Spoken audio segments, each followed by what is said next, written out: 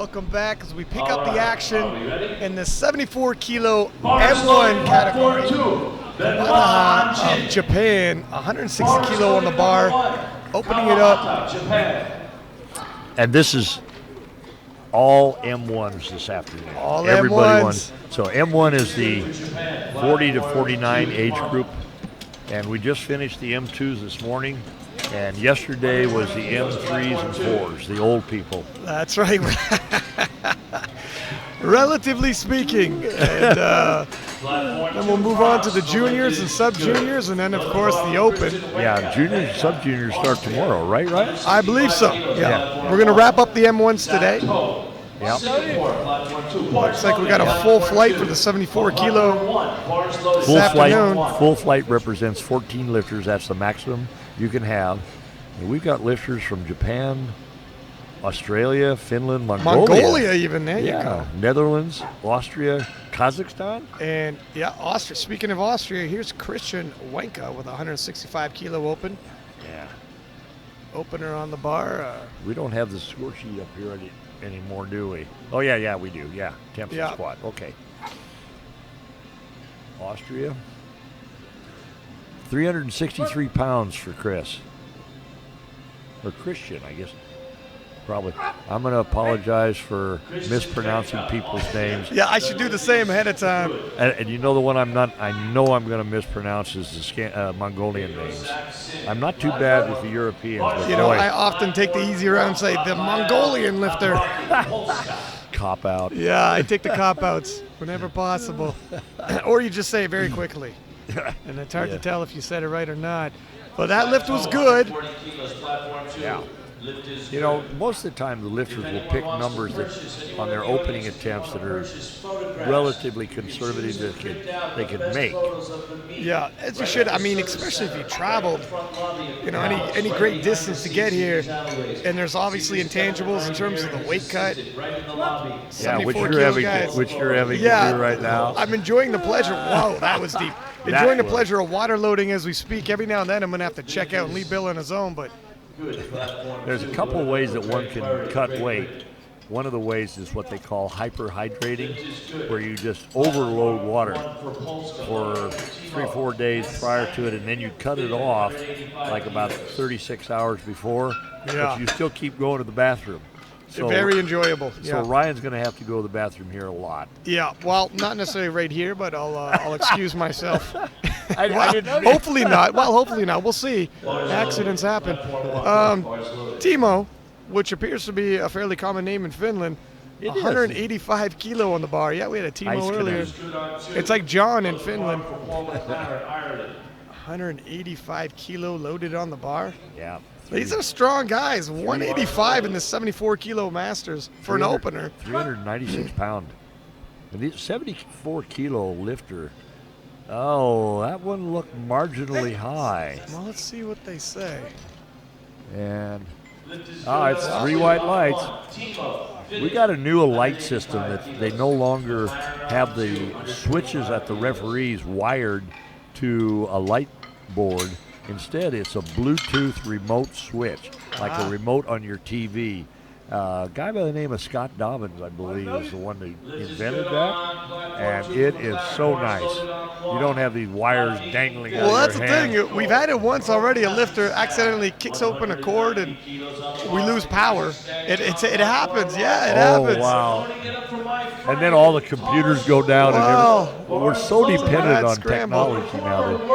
Nice looking squat. Wow. 190 handles it with authority. That should be good for 3 whites. And that's like 428 pounds right there. Filimonenko. 418, I'm sorry. Now we have a lifter coming from Mongolia. Here we are. Enkabat Sandwijov. He's got elbow sleeves on, and those are not legal. Okay, let's see if somebody stops him. TC needs to correct that. Are they going to? Yeah, there we are. She just said it right there. She's telling me. No, he can't. The Chief's got to say something.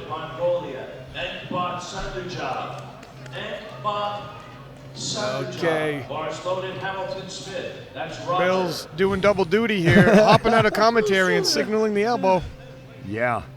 You're not allowed to wear elbow sleeves.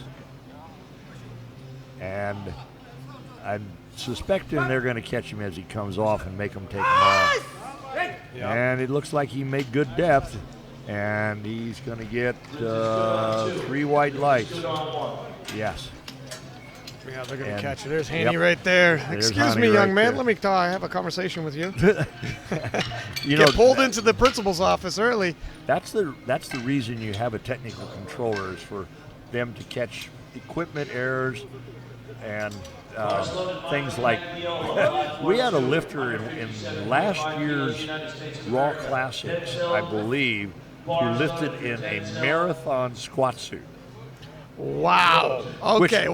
That's not even a legal squat suit anymore. I'm guessing that's when you try to play ignorant, you walk in there with a squat suit. Now from the Netherlands, we got 192.5 kilo on the bar. Deep. Denzel Vroegd. I know I butchered that one. I think Denzel's going to walk away with 3 whites, and he does. Yeah. White light for everybody out there means that the crease in your hips, which is kind of at the top of your thigh, is just below the top of your knee. So you literally have to break parallel. Not be at parallel, but break parallel. And, a lot of the people think, okay, I made depth because I'm parallel. No, it has to be break parallel. Yeah, that'd be a gym squat. Those aren't getting passed over here. No, that's true. Yeah. Now, Jason Jackson of America is going to attempt an opener 195 kilo. He is at 429 pounds roughly. So pretty hefty opener. I mean, these are all raw lifters, and they're going to be squatting. We had one this morning squatted right over 600. Wow. So, yeah, it's some big numbers. And the numbers are going to get a heck of a lot bigger when you see the open lifters. Well, you even see a lot of guys and women in their early 40s lifting and winning in the open. Like, when you're in your early 40s, some of these guys are entering their prime while in the early 40s. So, depending on when they started. Remember yesterday we were talking about Jerry Marantet from Canada? Yes, we were, yeah. 43 years 43 years ago, yeah. Powerlifting. To me, that's just mind-blowing. I mean, it just made such an impression on me. I'll never forget that one now. No, same. And that actually was good for Jackson. He's going to move forward with 3 whites. And Sean Moore of Australia with 200 even for his opener. Australia, you can always tell them by their yellow and green tracksuits, or in this case, singlets. Green and yellow, and yellow. There must be some national significance in the colors. You think? You would think so, but I know that New Zealand, when you see theirs, it's got like a leaves of a frond, of a plant, and it is part of their national symbol, I think. Oh, is that right? Okay. We don't have anybody here, I don't think, from New Zealand in the Raw Classics though this time. Well, definitely. She just brought you Brett 3 Gibbs. water Holy bottles. smokes! Thank you very much. He is she really. Knows I'm water loading. Yes, I appreciate it.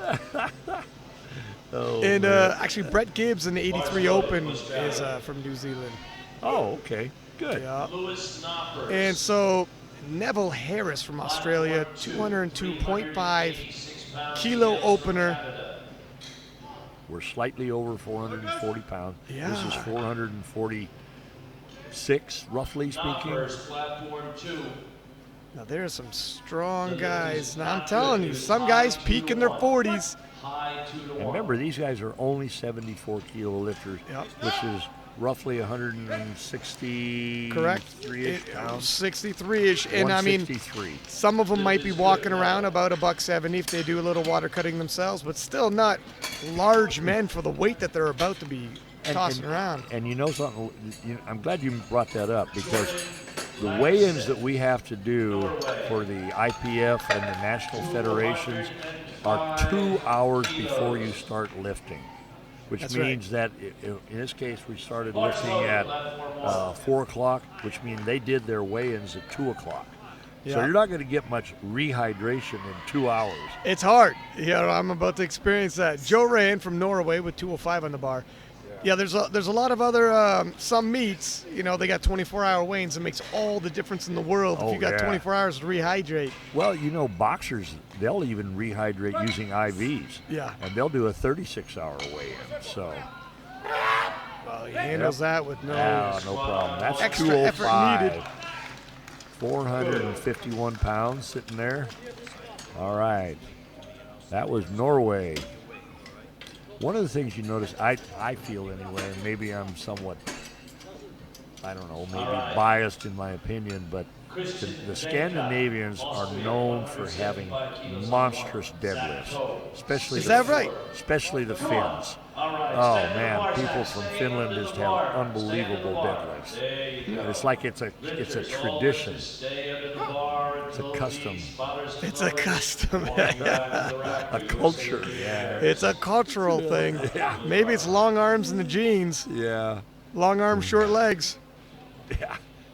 That does help. And big hands. Big hands. Yeah. Now, Christian Wanka 175 kilos. taking a nice 10-kilo jump.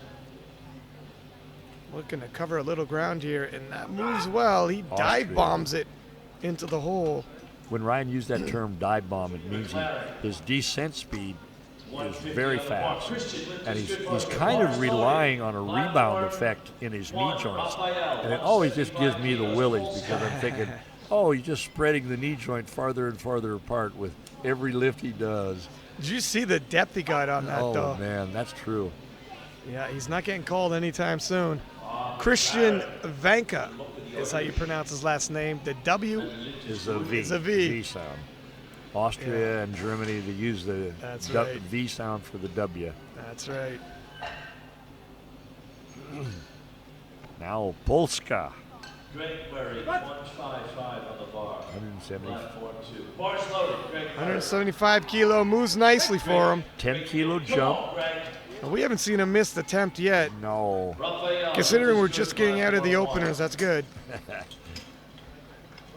Now here's a 20-kilo jump from his opener.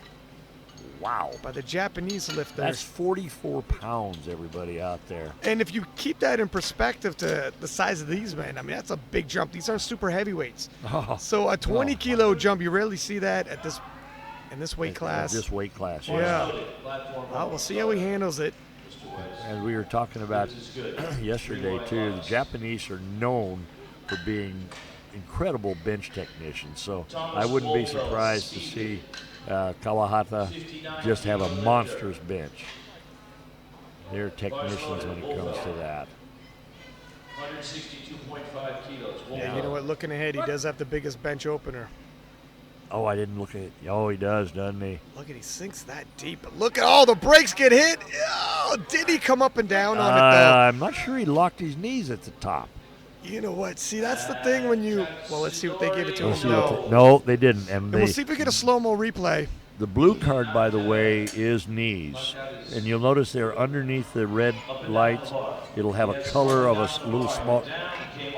Oh, that's a downward movement. Yeah. That's a yellow card, but he didn't lock his right knee. He didn't lock his knee. You know what? Here's the thing, okay?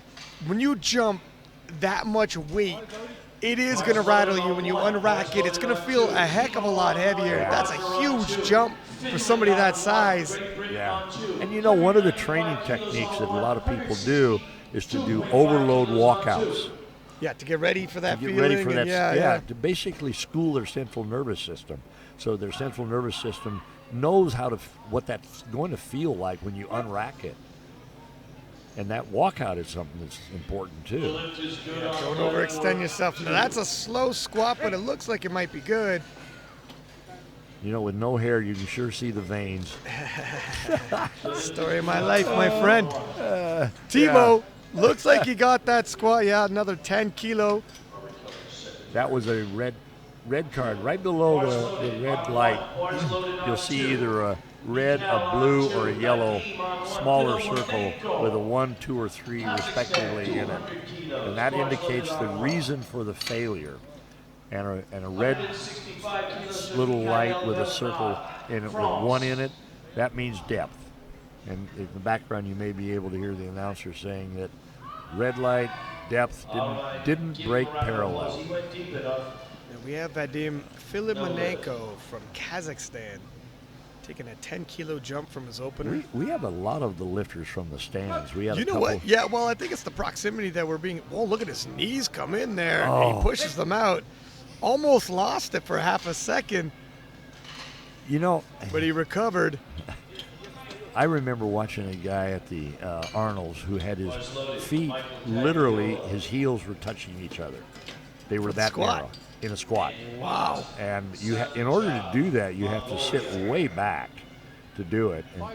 And I would think it's almost unstable. Well, Ankabot took off his elbow sleeves. Yeah. Well. And he took a 10-kilo jump, too. I think he is the one of the coaches for Mongolia. This is the first Mongolian lifter that I've commentated on thus far. It's only day 2. Yeah. Well, you'll see some big boys in the opens. Now, we're still in, this is Masters 1 division. Oh, he fights it out. Yeah. You know, we're starting to see some scraps here. Getting closer to the limit for some of these lifters. And you'll see in the chart, if they show both screens, the prognosis of these lifters. Boy, there is a ton of them that are really close together. Yeah, we're gonna have some fights for the medals, and that's what I like to see. I mean, you hate to see a runaway victory where it's, you know, the ending is never in doubt. It's like a movie when you already know the end and you're watching it. Denzel Rug here was sitting for his Cat 2 referee exam yesterday. Oh, is that right? I believe. Yeah, he was one of the side referees for me on my platform. Yep. We'll know pretty quickly based off your commentary if he had made any tough calls on you. Take a look at that depth. Nice. No questions there. That was 446 pounds, 202 kilos. Denzel should be getting 3 whites, I'm assuming.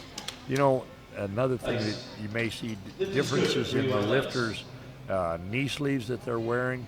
There's different manufacturers that are approved brands that the lifters can wear. And there's only about, maybe 4 or 5 brands that we will see here. The black ones with the red stripes are SBDs, and then you'll see a black with a yellow X, that's a Titan, and then we'll see a few Ray-Bans.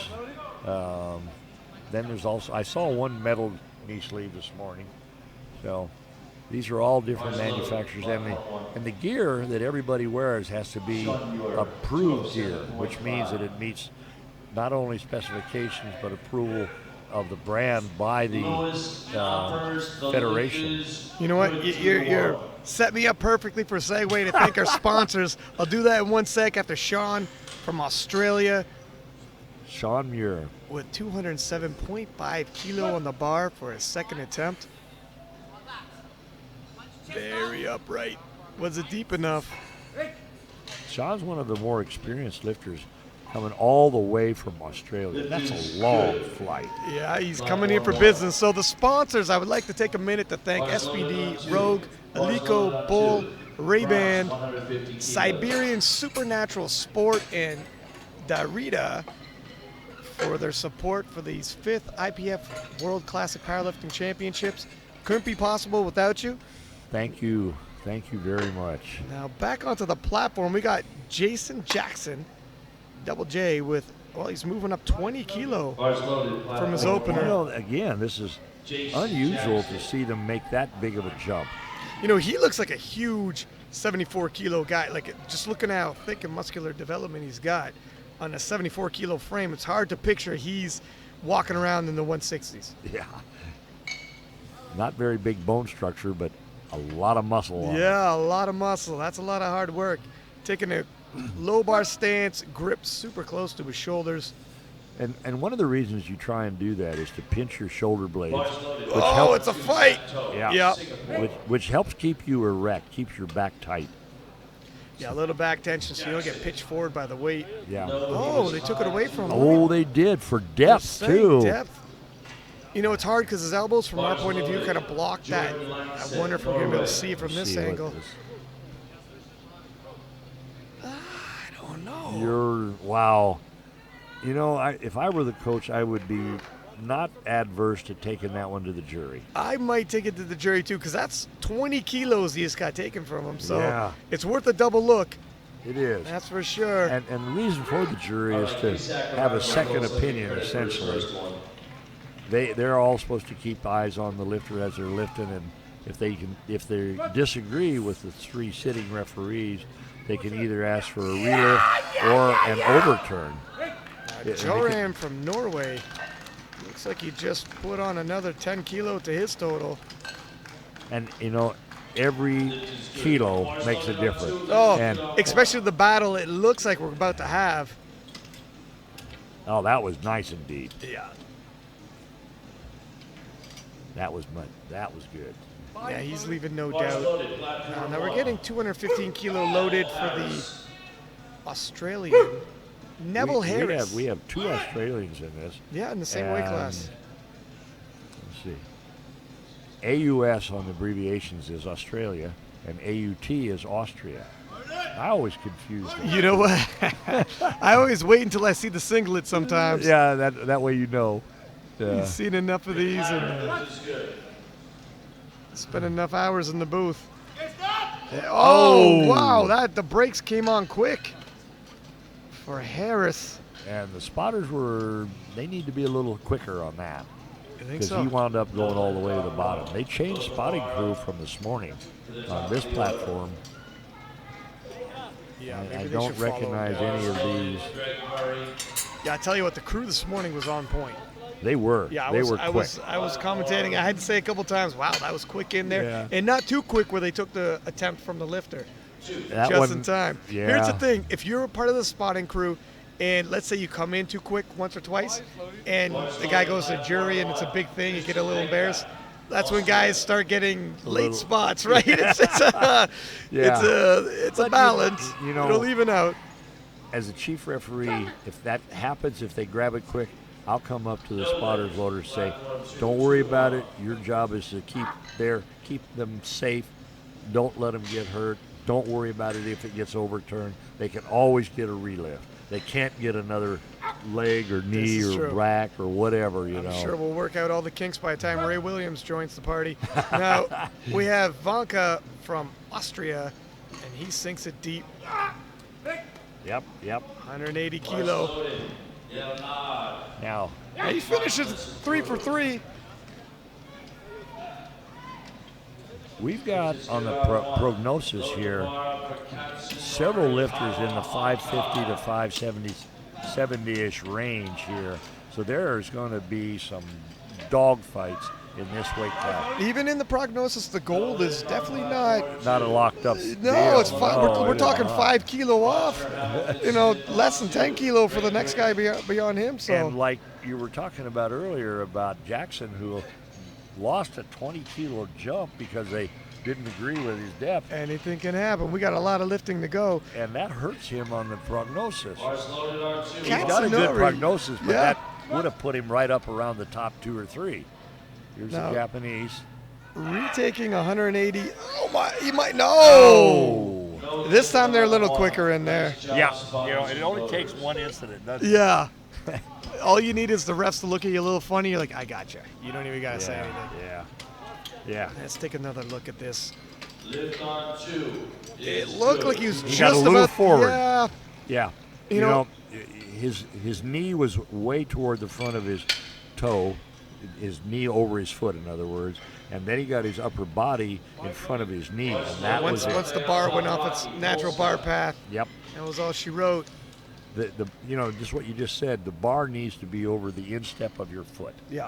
And it needs to follow a straight line vertically. Beyond that, track it.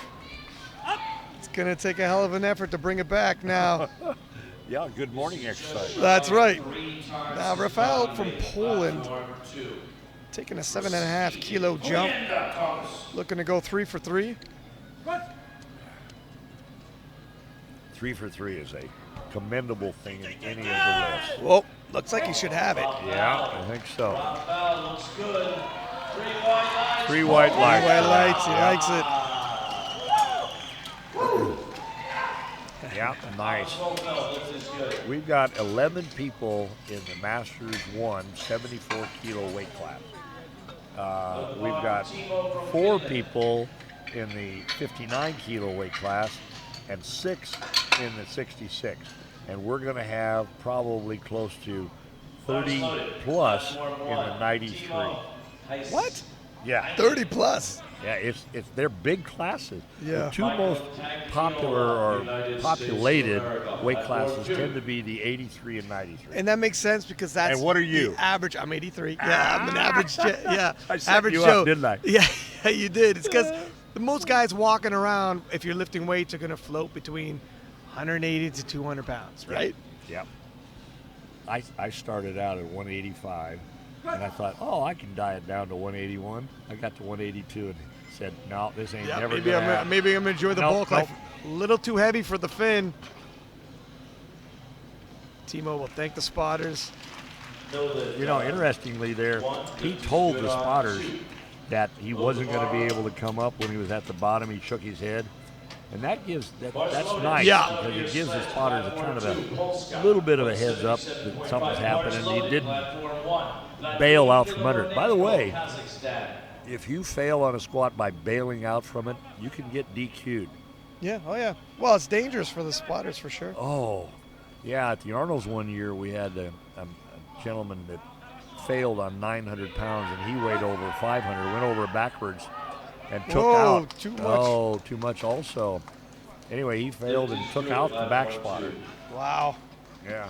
Can you imagine a guy landing on you with 900 pounds on him, Here, take this. and he weighs 500? Yeah, yeah. Oh. Here, take this front squatted. Now, Filimonenko attempted 202.5, just missed it. That was a small 2.5 increase. He obviously felt like he's close to his limit. Yeah. Now we And, got Denzel everybody from else the is- Netherlands. everybody else is sitting here at 210 to 220 on their thirds.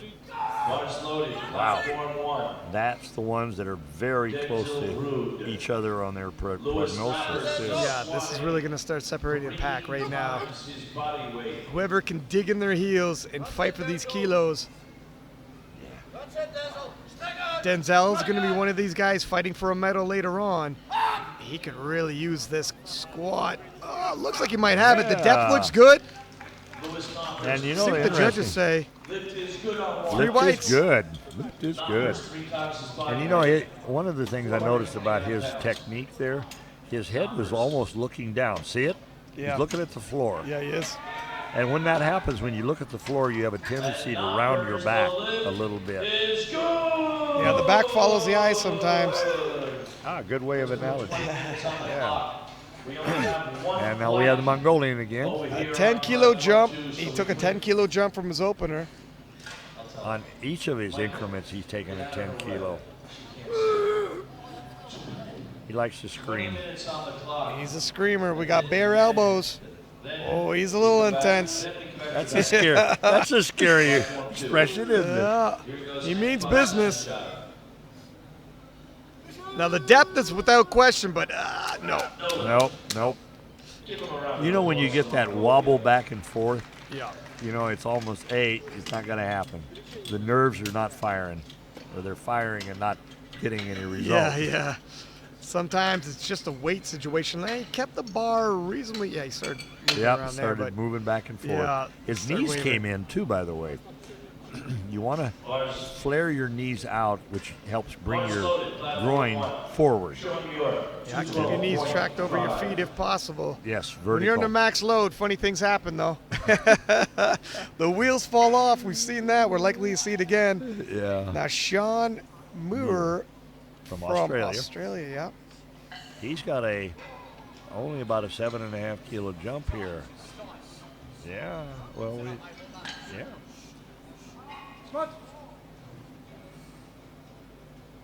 Sean is the Oh, no, a little too much. And you know what? He's definitely up there for the medals as well. Sean is almost the oldest lifter in this flight. He's 47 years old. There's one other lifter that's 47 as well, and he's from Finland. So, okay, here comes Jason Jackson from the USA.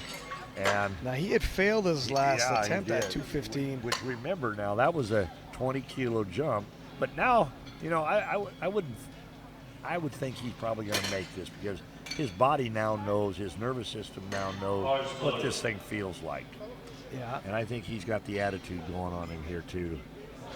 If he hits this, he's in the hunt for a medal. Yes. If he doesn't hit this, I mean, he's got to make up 20 kilo, whether Somewhere. benching and deadlifting somewhere. Deadlifting and bench, and that's quite a bit of kilo. And it's hard to make anything up in the bench. You Yeah. can make it up in the deadlift, but benches are small increments. Oh, he's got to hope somebody else starts missing lifts as well. Yeah. All right. Looks solid. See the muscle definition in his legs. Oh, man. Whoa, that was a little too deep, I believe. Oh my God! Wow. Wow! How did he pull muscled that out? out. Holy smokes! Oh. What happened? Okay, he got one call for downward, and that's a wrong card. Or no, he No got way, one, that's depth. 2 calls for depth. Wait a second. Rebecca, Too deep? You can't protest a 3. How is that? What happened? That was depth all day. And 2 of them were calls on depth. Wow, This- that can't both be right. Both the side judges called depth there. How do you see that replay? No, That's that was deep. at That least was- unless they started calling for too deep. You know, Stop and that showing hurts, off. That hurts him because now he's got 20 kilos to try and make up in the bench and the deadlift. I don't get. We're gonna have to talk with these refs later because that's crazy to call that for depth.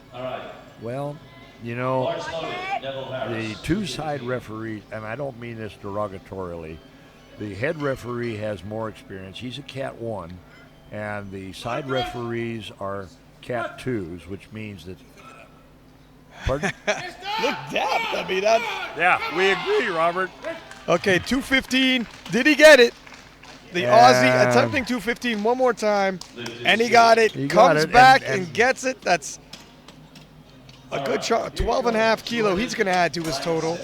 And that was about the same as Jackson had. And you know, well, look, there's discussion going on right now about that call.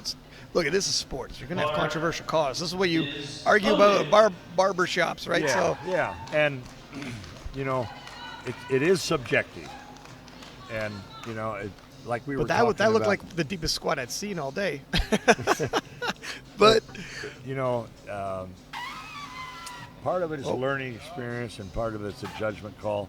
But you know, if there's a doubt, you're supposed to give the benefit of the doubt to the lifter. I didn't see much doubt. Now here's 220. That was a nice looking squat. Whoa, Whoa, look at that! Wow. They did a handspring off the platform. Got a little pep in the step. Listen, when I hit a big squat, the last thing I'm going to do is be flipping around. I got to sit down. I feel lightheaded. You think he's got a little gas still in the tank? Look at this guy. I think he is going to have a big number at the end here. Whoa. Oh, that was what is his unreal. background? He could do this. You Bless know, his heart. you see that sometimes in other sports where they'll do a backflip or whatever. I have never seen that. In No, powerlifting. good for him. Some people say powerlifters aren't athletic. So just a quick recap here. The Norwegian with 220s getting the gold in the squat event. Squat. Harris of Australia is going to grab the silver. And the lifter from the Netherlands gets a 210 squat to snag the bronze. Yep. And then you have misses at 212, 210, 215, and 202. And it's got to be said, Jackson would have got the silver. Okay, so we have Yep. a 160 easy peasy opener right there. Now we're going to the 83 kilo class, and we've only got 6 lifters in this. which Should move kinda- quickly. Yeah. You know, will. it's nice to move quickly, but at the same time, if you're the lifter and you're going heavy, you got a little less recuperative time in between attempts. I remember going to, this was a Masters Worlds in South Africa, and the super heavies, which were at that time anybody over 275, the spotter loaders were doing the changes and averaging 7 seconds in between. Holy smokes. That's like NASCAR working in the pit. Literally. Yeah. and they were going to the jury and say, slow them down. Yeah, that's where the lifters are walking up like, what are you guys trying to prove, man? Trying to give us You all guys get a heart bonus failure. for how quickly you get this done? I think they Give did. me a break. I think they did. Yeah, well, you would think there's slices of pizza involved or something. Oh, I think there was more than the pizza involved. Yeah. 190 kilo on the bar for the Egyptian lifter, Marie. Oh, he pitched a little forward, but he gets it. Yep. He slightly lost his balance for a second there as he got depth, where I'm assuming got depth. I assume nothing now. That's the first Egyptian lifter that we've No, seen. he didn't. Let's take a look. He did not get Oh, depth. he did Let's not take a make look. depth. 2-1. And both of the No, lifts you know what? That pitching forward actually robbed him of his depth. It brought his it's too bad. brought his knees forward, Yeah. which lets his Brought his hips up. Yeah, I mean that's the problem. If you lose your balance and pitch a little forward, your hips are going to come up with you. Yep. And, It's all and attached. You know, one of the things that happens is it's a signal to your brain because your knees are forward, your hips are up there, but your upper body then is laid over more. So you think you made depth. Yeah, yeah. Oh boy! That's now, when he gets- now, you know what, I'm not even going to try and pronounce. I this was one. just about to say I'm going to let you call this one. Oh, nice, nice. Our Mongolian lifter, Damdisurin. That's actually pretty good. I on the think last day. Damdisurin is going to attempt 190 kilos as an opener. Very tight backed. He pitches not at all. Now, there's the example of Locks those lats. tightened knee sleeves that we were talking about earlier. He was really stable. Look at his elbows point to the ground so his chest is upright. Yes, he keeps So- his elbows forward. That's right. And you were saying earlier when you look to the ground, the elbows go back, and then you start kind of on a shift, everything's more a pivot. pivoted. Yeah, pivoted to the ground. And when you're underweight and under duress, well, you're going to lean towards that pivot. And you know, one of the and kind of a complementary issue, the lower you carry the bar on your back. Remember yesterday we had Or a you're lifter- forced to pivot. Yeah, you Yeah. got to fight against that. You know, it's going to make you want to pivot. Fight it. But we had that one lifter yesterday that was very high bar. Yeah. Oh, in yeah. the- Wow. in He the was neck. avoiding. Yeah. He's like, I heard someone say, don't pivot down, so I Oh, put it. Yeah. God. Yeah. 195 kilo. Well, one of the reasons for carrying the bar low is it shortens the fulcrum distance from your hips to the bar. Yep. It's closer to the levers, the hips, and Now he's O'Brien carrying- from Great Britain. He's got a low bar position. Very textbook low bar position. Right on cue. He shows it how it's done. Yeah, yeah. The Take lifter's- another look here. Look at his how- chest up. Yeah. Knees never come in. Nope. Don't even threaten to come in. Nice looking squat. Yeah. Nice depth. Everything looked good on He's that got some more kilos in him. We got 200 kilo on the bar for the 40 Bulgarian. pounds. Bulgaria. That's one of the first lifters I've seen from Bulgaria, too. If you see that on the screen there, they're not supposed to do that. They're sniffing ammonia caps, which is to kind of stimulate them a little bit. And in the research, what it says is that the ammonia caps actually act to increase the respiratory rate. So is it successful? Well, I guess if you get more oxygen in the bloodstream, maybe that'll help you. All right, coming down with a 200 kilo, 440 pound, and he make that one look easy. Lift was good from Bulgaria. Yeah. All right, now we're going to go to, we got the last lifter in this flight, Andre Jeffrey from France, 225 kilo opener, 551 pounds. Wow. Or, excuse me, I got that one wrong. Let's see, we got 225, 450, 495, 495. Sorry there. Jeffrey from France, 496 pounds, rounded up. These are openers, and we keep talking about the increments that the lifter takes in between first and second and then second to third. Part of that is strategy to try and position themselves better at the end, trying to outthink, I guess you could say, their competitors as to making an increment. But you got to kind of temper that incremental change with how the lift felt. Whether, oh, that was really easy, I can take a little bigger increment than I anticipated taking, or conversely, that was a little tough, and you make a shorter or smaller increment instead. All right, now we're going back to Reichman from Republic of South Africa, 170 kilos, 374 pounds on his second. And speaking of the increment there, he took a 10-kilo increment. He's been competing for 6 years in powerlifting, and his best squat prior to this was only 162, and he's out there going now for a PR right there on his second attempt. So that bodes well. He's going to be up there in the running too. This flight, little bit of a struggle, but let's see what they said. Referees, and he gets 3 white lights. So it was a little slow, but it was okay. It was good, made good depth on it. Now, Mohammed Marie from Egypt moves up to 190 kilos, 418 pounds. Like we were saying earlier, the first Egyptian we've seen in the competition so far.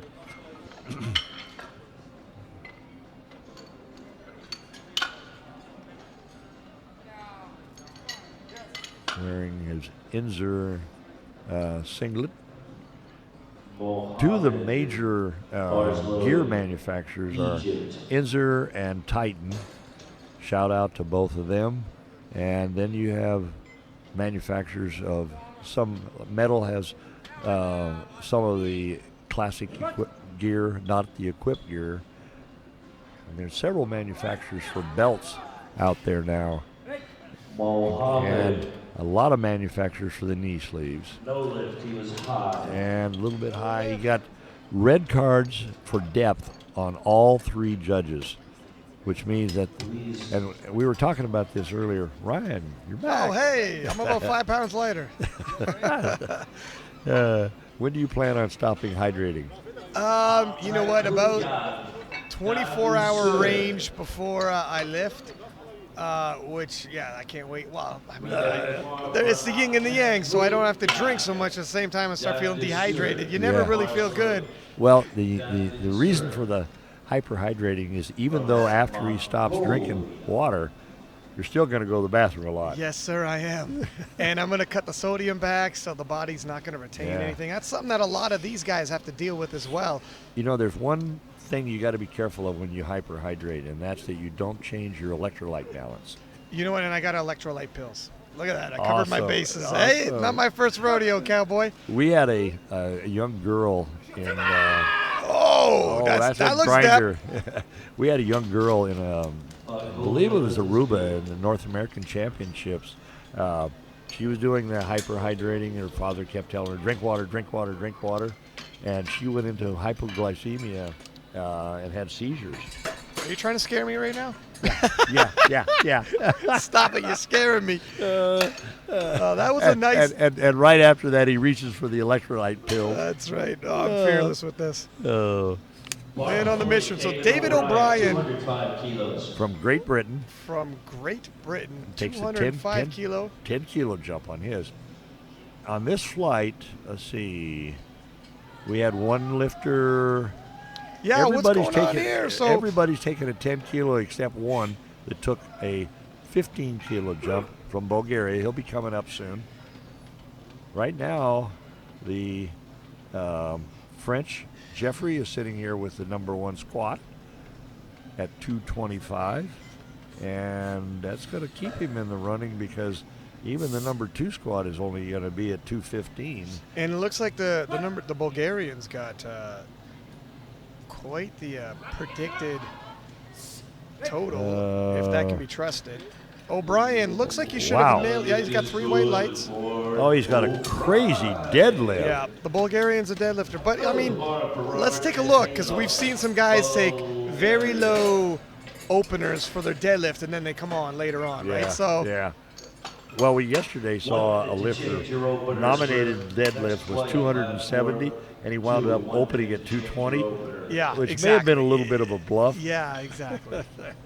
You know, So- 300 kilo deadlift for the Bulgarian, and here he is right now. Actually, Robert Mikhailov from Bulgaria. If he opens up with 300, I mean, the open world record is around I think it's 721 and a half, 722. So And 300 is 661. yeah, so he's opening with 300, so he could end up breaking the open world record. We'll see. He's in the shouting range. Yeah, he's definitely within reason to take a stab at it. So we'll have Yeah. to see how this All unfolds. right, here comes the Bulgarian that we were just talking Yeah. about He at a popped- 215, and that will put him in second position in the squats right now.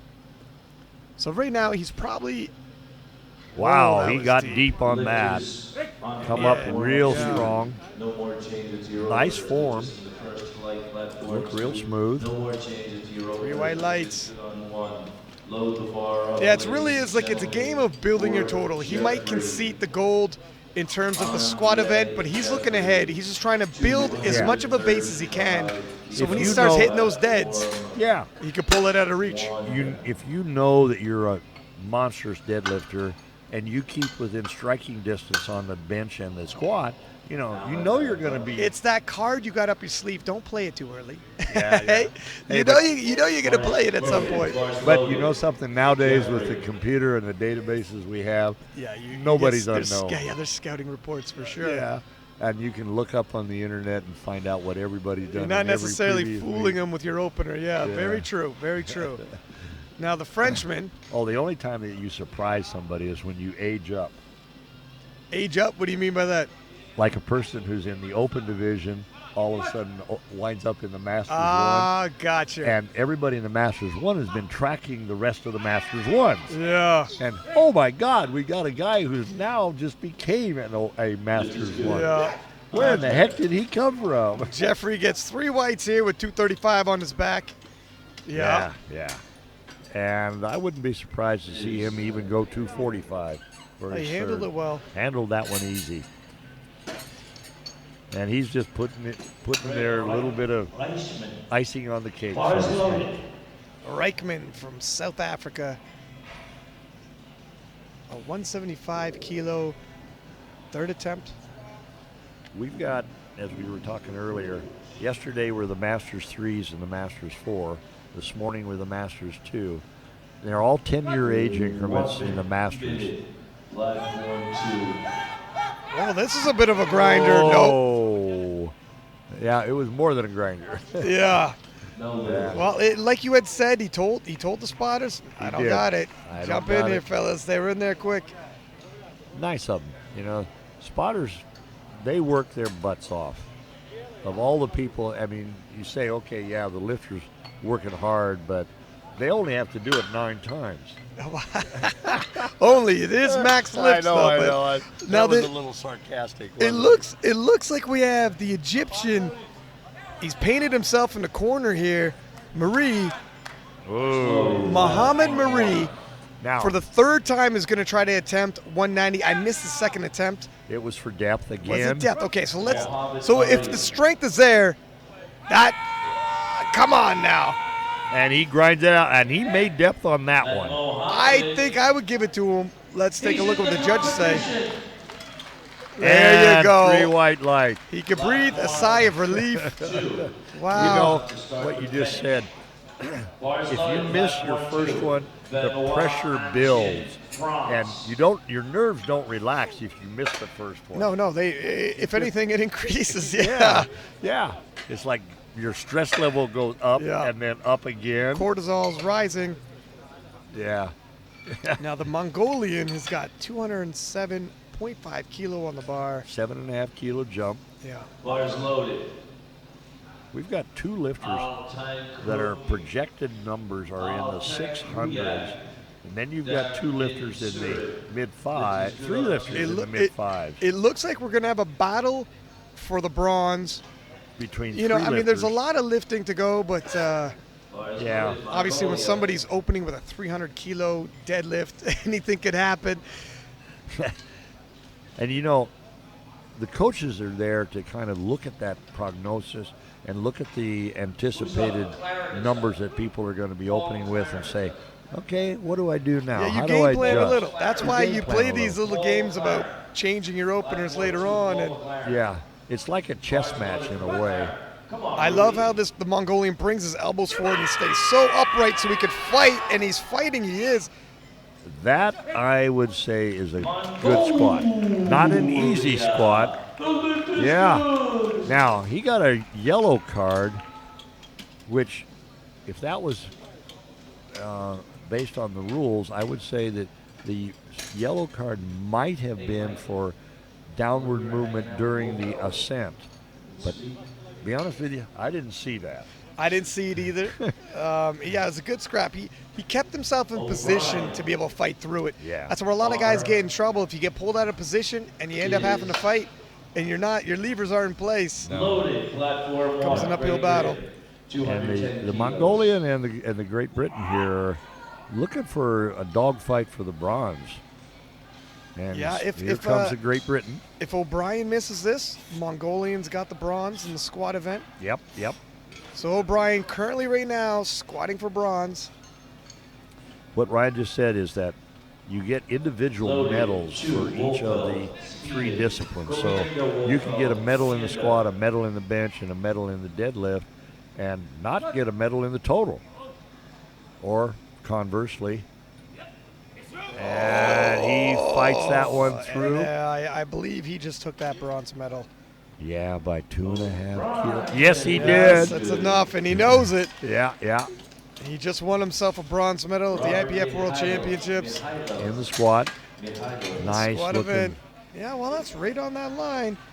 Efficient anyways with this depth. Let's call it Yeah, efficient. actually, he had pretty decent technique there. Yeah, he did. No, he was. Smooth lift. He kept stable. He didn't oscillate all over the place. Now the Bulgarian, Loaded 1. Robert Mihailov. This is our massive deadlifter. Yeah. He's more than happy to concede that gold and just grab a silver in the squat event because he's looking ahead at the bigger picture. Yeah. And once that bar hits the ground and we start deadlifting. And you know, he's only, let's assume that he makes this. Right now, that would put him only 10 kilos behind Jeffrey from France. And 10 kilos when you're sitting up there with a 50-kilo difference in the deadlift. Oh, that's he's confident. He's confident. You'll give away 10 here to pick up 50 there for sure. Yeah, that means you have a differential of only 40. 40. Wow, 88 pounds. That's hard to make up something like that. It looks deep enough. You know what? He might have had a couple more kilos, but whatever. He knows he's conserving a little energy likely for the deadlift as well. He knows that's really going to be his bread and butter. And whether he wins or loses this world championship probably will be whether or not he can pull what he's capable of. Yeah. That was a decent-looking squat. Singapore. Certainly nothing shabby going on here. We have 237.5 kilo being loaded on the bar. For Andre Jeffrey from France. There he comes. 523 pounds. Now, he has already got the gold medal in the squat event, but this is another 2.5 kilo he's going to use in the future to build his total. Now, this is a 183-pound weightlifter, power lifter, and he's got 523 pounds on his back. Yeah. These are strong men. He's a low bar technique. Head up. Yeah. It looks deep to me.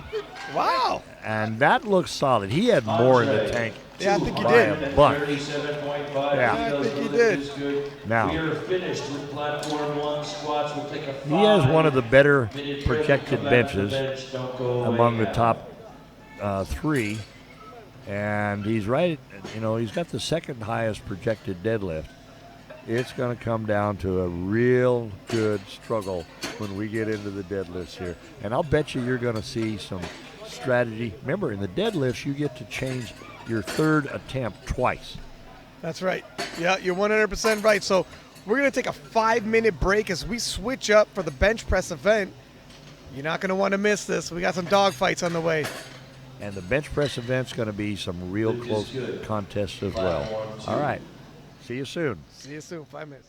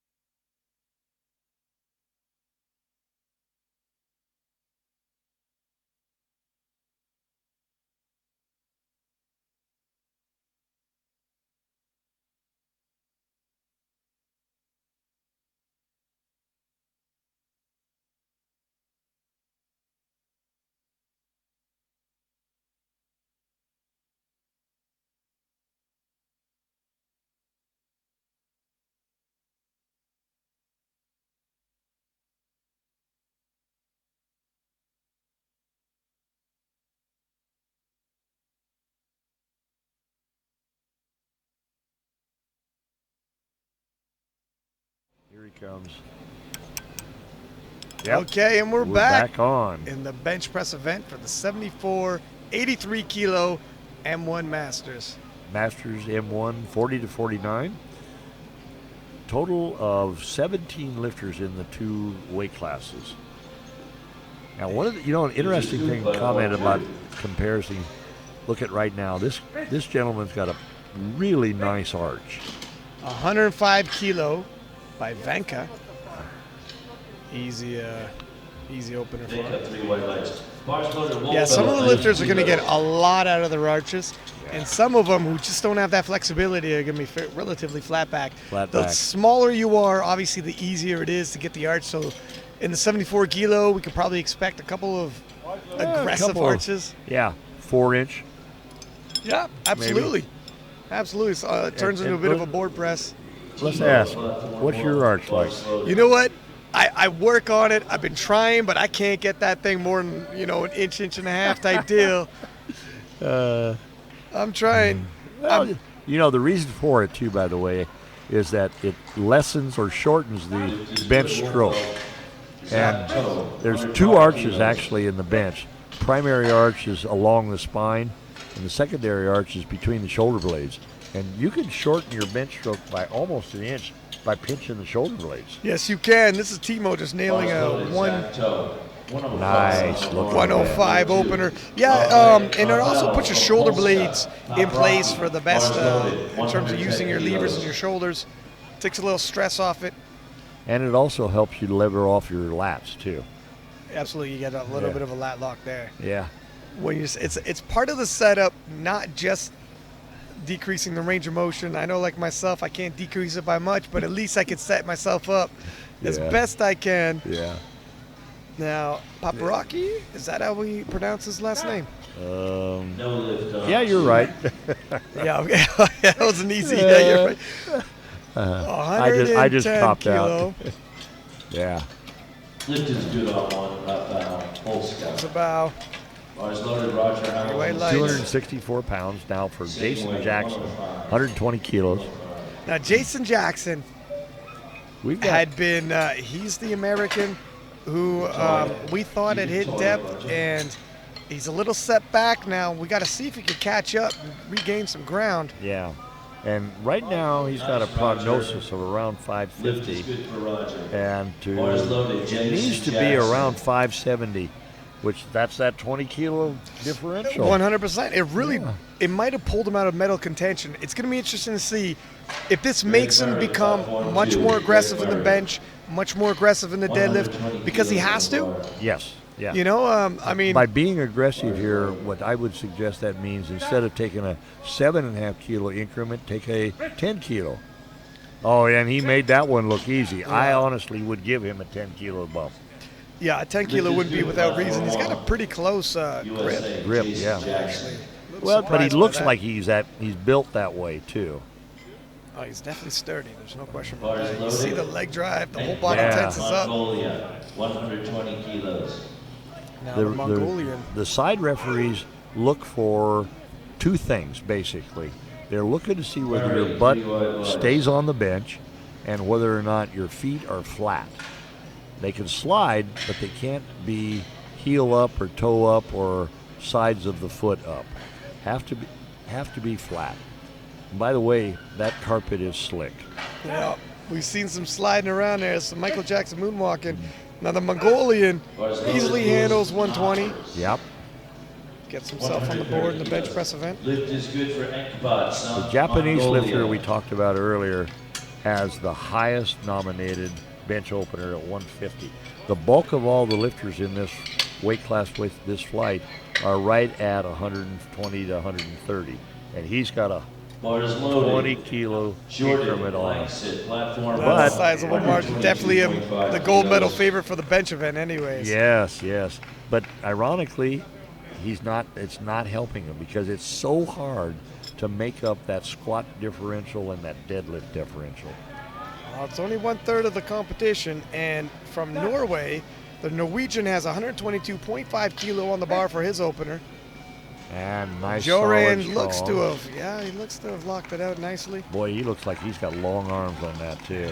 Lift is good on 1 and 2. Well, Bars we loaded were on talking 2. about that earlier, Back weren't we? wheel, 130. Yeah, Really what- good deadlifters. Yeah, it's going to hurt you on the bench press. Looking ahead, he is opening pretty heavy Kilos when it Oh, comes yeah. time Yep. for the deadlift.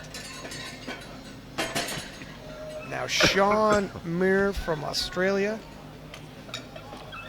Sean, remember, is one of the oldest lifters at 40. I know this sounds kind of funny in a way to say at 47, but you think about it. You've got a guy in here who has just turned 40. Or he might be turning 40, Or still turning. 39. Right. We had that Yeah. happen yesterday. One of them Yeah. just aged into it, and you're allowed to compete in a age bracket if you're turning that bottom level number within the year. So let's say you turn 40 in December 25th. You're an M1 right now. Sean gets 3 weights. Yeah, you're absolutely right. You got a guy who's knocking on the door 40, another guy who's knocking on the door 50. Can make a difference, Yeah. especially if you've gone through a couple bottles. Sean lives to see another day here. He solidifies himself in the bench press event with his first opener out of the way. 125. I don't remember for sure, but did we have any individuals bomb yet? I haven't seen one yet. Wow. I have yet to see nice. one. We've had some people that have made our blood pressure rise a little bit because they were right on the Sure verge made of their it. coach's blood pressure rise as boy. well. Filimenko from Kazakhstan, 125 kilo on the bar. Well, nicely done. Yeah, that was solid. Kazakhstan, Vadim lifted. I'm looking forward when we see the Japanese lifter come out here. Well, I expect, but it's going to be nice to see if it comes to fruition, real wide hand spacing and the a typical really Japanese good style, arch. Yeah, and they'll set up on their traps. Yeah, they're going to optimize every single lever. Yeah, and they'll pin those shoulder blades together. Okay, here comes Bars loaded. Denzel from the Netherlands. Lift is good. Gonna open up with 130 kilo. Now Denzel's a solid squatter, solid bench presser, but Woody's going to come up a little short. Looks like it might be his deadlift, unless he likes to open light. Yeah, because the numbers we're looking on the prognosis are what you declared in the weigh-ins, which is just your opener. That's all. Yeah. And you could take a conservative opener and you notice from the side view on that one, looking at it, he pushed straight up and then had to adjust midway to float it back, because you touch down around the bottom of your sternum, but you finish always at over your shoulders. So the bar has to finish at a slight angle back from where it touches. Yep, and Well- it's when you start making that angle that can make the misgroove. Yes. Yeah. And you really want it to be a straight line instead of a kind of a hook in the middle. That's right. Shortest distance between 2 points is a straight line. Now Harris of Australia with 130 kilo on his opener. Yeah. That's 286 pounds for an opener of a Bars person loaded. who is Anjin. right at 163 pounds, roughly. He certainly was a couple hours ago anyways. Brian here is going to try and stop drinking water at another little, say, $6 or more. And then right after weigh-ins, he's going to try and get back on it. Well, this will be a week from now. Oh, 'Cause I'm in the open. Yeah. You're in the open. Oh, okay, That's right. okay. Good on platform 2. So- France. You got to continue this for another whole week. A little bit. Yeah, it's going to be. Boy, you'd better find yourself a real cheap source of water. And a lot of electrolyte pills. This is true. All right. Now the Japanese lifter All right, here opening we up go. with 150 kilo on the bar. That's 330-pound Bars opener. loaded. Yep. Kawahata, Japan, platform 1. Katsunori Kawahata. Okay, now you'll be able to get a good idea when he does his setup here. Notice his feet are on the bench. Odds are, yep, there he's setting up on his traps, pinning his shoulder blades. See? Getting right up on his traps there. Oh, right. Flattening out his neck entirely. Look at the arch he's attempting to get. Now, this is another trick they do. That's a high arch. High Look arch. at how much daylight is in between his shoulders and his butt, and there you go. Yeah. See? Well, everything we just were talking about, he demonstrated. Right down to the index finger. Yeah. You know, Right out on the ring. right on the ring, and then the rest of his wrist as far away as possible, just to spread Look it at out that. even more. Wow. Yeah. And you know, it's kind of humorous in a way, is everybody knows that the Japanese are professional technicians at the bench, and we expect that. And Almost disappointed if you don't see it. yeah, and the other thing, we have to actually plan on it and make adjustments in our planning as to what numbers we pick in the area that we're better at. This is true. It's all strategizing. Yeah. When it's nation against nation at the world level. Because you're fighting for the team. Now, you know, a lot of them come in here with, oh, okay, I'm going to go for a world record, or I'm going to go for a PR. And that isn't necessarily the strategy that you want to adopt here, because you're coming as a team. Especially the countries that bring a fairly large group. And Japan is one of those. They bring a lot of lifters. Now, Christian Vanka, Yeah, Austria, Vinka. taking a 110 kilo second attempt. Now, his bar path looked real good on that. That straight line between, at a slight angle back. You know, one thing I've noticed is that it's not so true. Well, it is slightly true when you're raw, but when you're in a shirt and you get that groove, that bar path at a slight angle back, it's like it floats. Wow, that is so easy. Yeah. You catch that misgroove, it's the total opposite. Whoa. It's going to your face or it's going to your belly. Yep. All right, Timo Heiskanen from Finland, and he has taken a 7.5 kilo jump. Which was the one we were expecting to take a 10 kilo? Was that Jackson? And he didn't. Is that right? Yeah, the U.S. lifter, he took a 7.5 kilo jump. Oh, And he might be saving it to gain ground. Yeah, well, Yeah. we'll see. Timo, he gets 3 whites. Yeah, he needs to be up around 570 something, and right now on his prognosis he's sitting at 557. He makes his next bench. In a sense, what that basically means is that the guys that are ahead of you on the prognosis, if they take a 5 kilo jump, you need to take a 7 kilo jump. If they take a 7, you need to take a 10. And that's where the game starts, right? Some guys will try to bully you and extend you a little too far. Yeah, that's right. And, you know, playing the numbers, you're lifting within yourself, but you're also trying to get yourself as good a placement as you possibly can. Now, 115 kilo loaded on the bar for Paprocki of Poland. Okay, yeah. 253 pounds here, sitting here. He gets it. That should be good.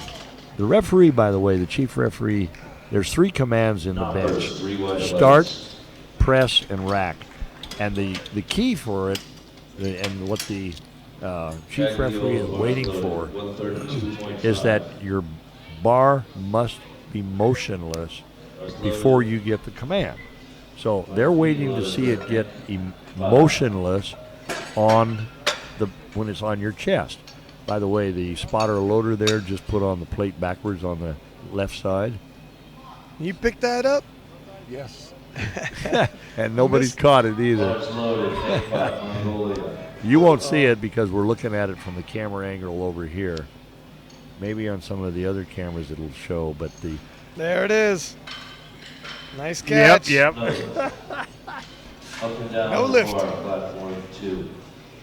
I'm not senile yet. Maybe old, but the reason why that is so that the manufacturer's name will be visible to either side. The first weight goes name in, every other weight goes name out. Lift is good. It's essentially kind of an advertising issue. Well, But there's also a technical reason for it. It's so that the referees and the jury, of course, know the weight that's being it's loaded. easily identifiable. Yeah. Bar is now, here comes Jason Jackson. And And Jason remember- Jackson, that's 7.5 kilo jump. We're going to see. Oh, they caught it finally. They caught the plate being backwards. Masters 1, World.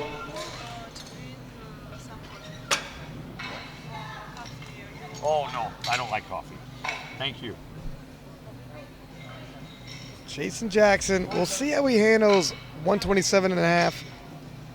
Now, the last one looked really easy. Yeah. If he handles this one smoothly, he's going to want to make a big jump to try to cover some ground in his third attempt. Yeah. 2. Jason Let's see, Jackson, and it's a fairly narrow. 127.5 kilos. This is Yeah, pretty I'd say smooth that was again. a fairly easy. Not extremely so, bronze.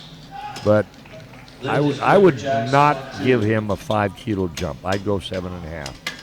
Well, it's almost all or nothing at this point. Yeah. I mean, you went from being a medal favorite Oh, you almost to an got also it. ran if you're not careful, right? Yeah. It was a tough break in the squats. You know, he's coming with the expectation of being within grasp. medal contention, yeah. Medal contention, so Yeesh. That, by the way, was 281 pounds, 127.5 kilos.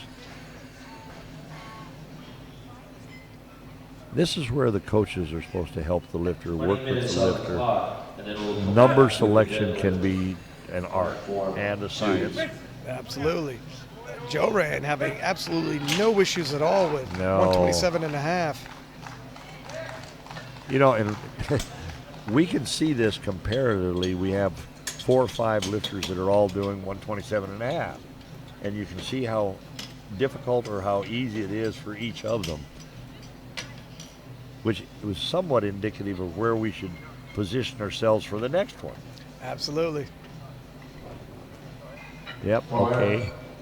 Here comes Sean Muir. from Australia. Lifter, showing Muir. 130 kilo loaded on the bar. Now, Sean is going to be right in the thick of things to grab a medal.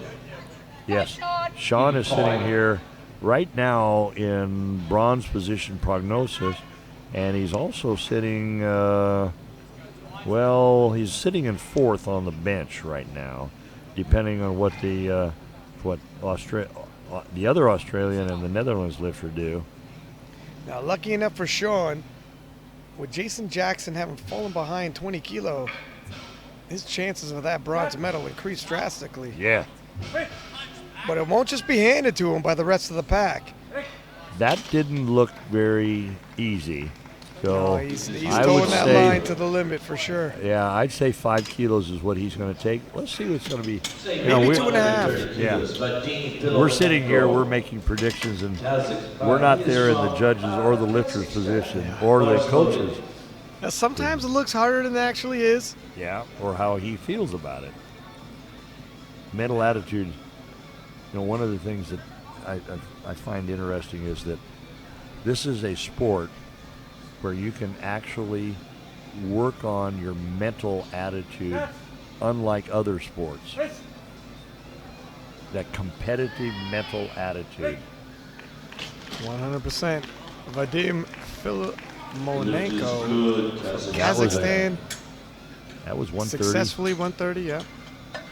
All right, now Muir is sitting here behind Harris and Rugd. Denzel. Denzel, that's better. Yeah, we can pronounce that Yeah. part. First loaded Denzel Blue. Denzel's going to attempt a 30 kilo jump Bless you. You mean a 5 or 5 kilo jump to 135 pounds. Yeah, that'd be a bold move, 30 kilo jump. Yeah, in a bench. Whoa, that'd be really bold. And it would temporarily move him into second. In the tank, yeah. Solid. 5 kilo he could desperately use Oh, it looks like he'll get it. Yeah. You know, interestingly enough, Lift is good. Harris and Muir Harris. from the same country Australia. are right now tied in their prognosis at Wow, 580. we're gonna have an all Australian battle here. Yeah, and you know, imagine yourself as the coach of both lifters. What do you do? Right? Well, you're almost in a good position where either way you're gonna walk away with a medal. Yeah, but you know, do you want to say, okay, I want you to do this, or are you gonna let it lift your choice? Look, we're gonna mess with the guy. We're gonna change up your opener. It's gonna get in his head. Trust me. Oh yeah, trust me. Katsunori with a 160 kilo second attempt. And jump 10 kilos. That's a nice sizable jump. Way more than twice his body weight broad. Wow. 160 kilos, 353 pounds. In the 74 kilo master one class, no less. And takes his own bar out. Yeah. You know what?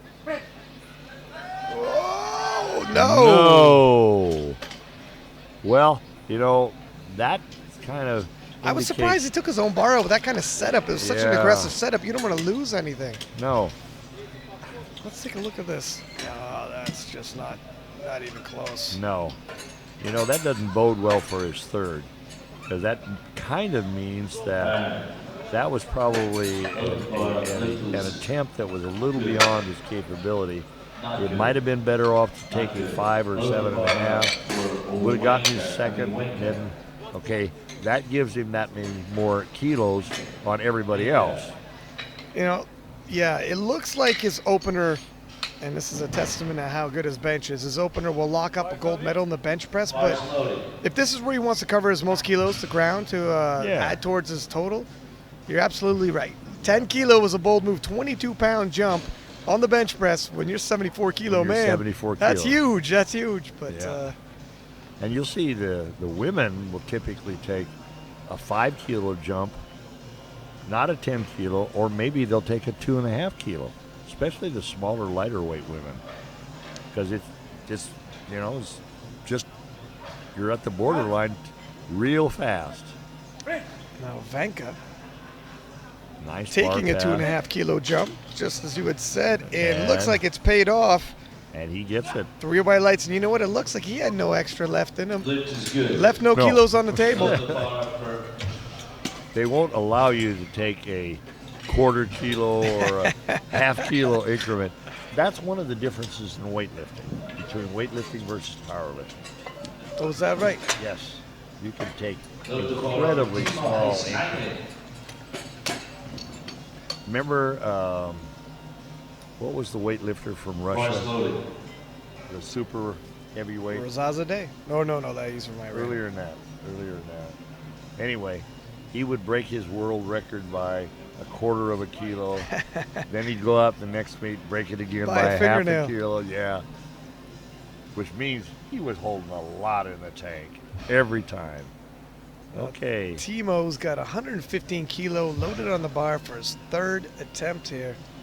Nice, good looking arch. Yeah, he sticks it out. Yep. You know, one thing I noticed, that we're talking about bar path and the length of the bar stroke on the bench. If you allow the bar to sink into your chest, not sinking and heaving, but just sink into your chest, you're increasing the stroke distance. You are, yeah. I think I think some lifters like it because they can almost slingshot it up if their leg press comes in and their get their body, get their body behind it. But it's definitely not the same for everybody. I mean, some people try that and it just keeps sinking. Yeah, they're using their rib cage as a springboard, but that's that's something you have to learn how to do. It's not something that I'm just going to go out and do that right now. Certainly, everybody's built a little differently as well. Now, this is another 2.5 kilo increase by the pole. Paparaki. Didn't make 2.5 kilo too much. Let's move on down to 8 minutes. Lifters, plank 1, platform 2, 8 minutes to change. Take another shot here. Now. He's got an aggressive arch. All the butt came up too. Came Yeah. off the bench. Jackson. Yep. Yeah, that wasn't gonna work. Bump bag. Actually, even if he made that because of his butt coming off the bench, it would have been a red light. It's good to conserve the energy if you didn't have it. Yeah. Jason Jackson, you know what? We were thinking he might take a bigger jump, and it's actually going to be a 2.5 kilo jump. Wow. It's a little surprising. That's surprising to me. Has he now conceded it is what it is, and he's out of medal contention, which has got to be tough mentally. We're not, in his mind or the coach's mind, but I would push myself more than that. That last bench that he did at 127.5 looked like he had a 5 kilo, and we'll see whether he's got much left in the tank on this one when he finishes. He may be looking to make a play in the deadlifts. Let's see how this 130 moves. Oh, okay. No, it is a struggle though. It is. Maybe he knew. Maybe he knew.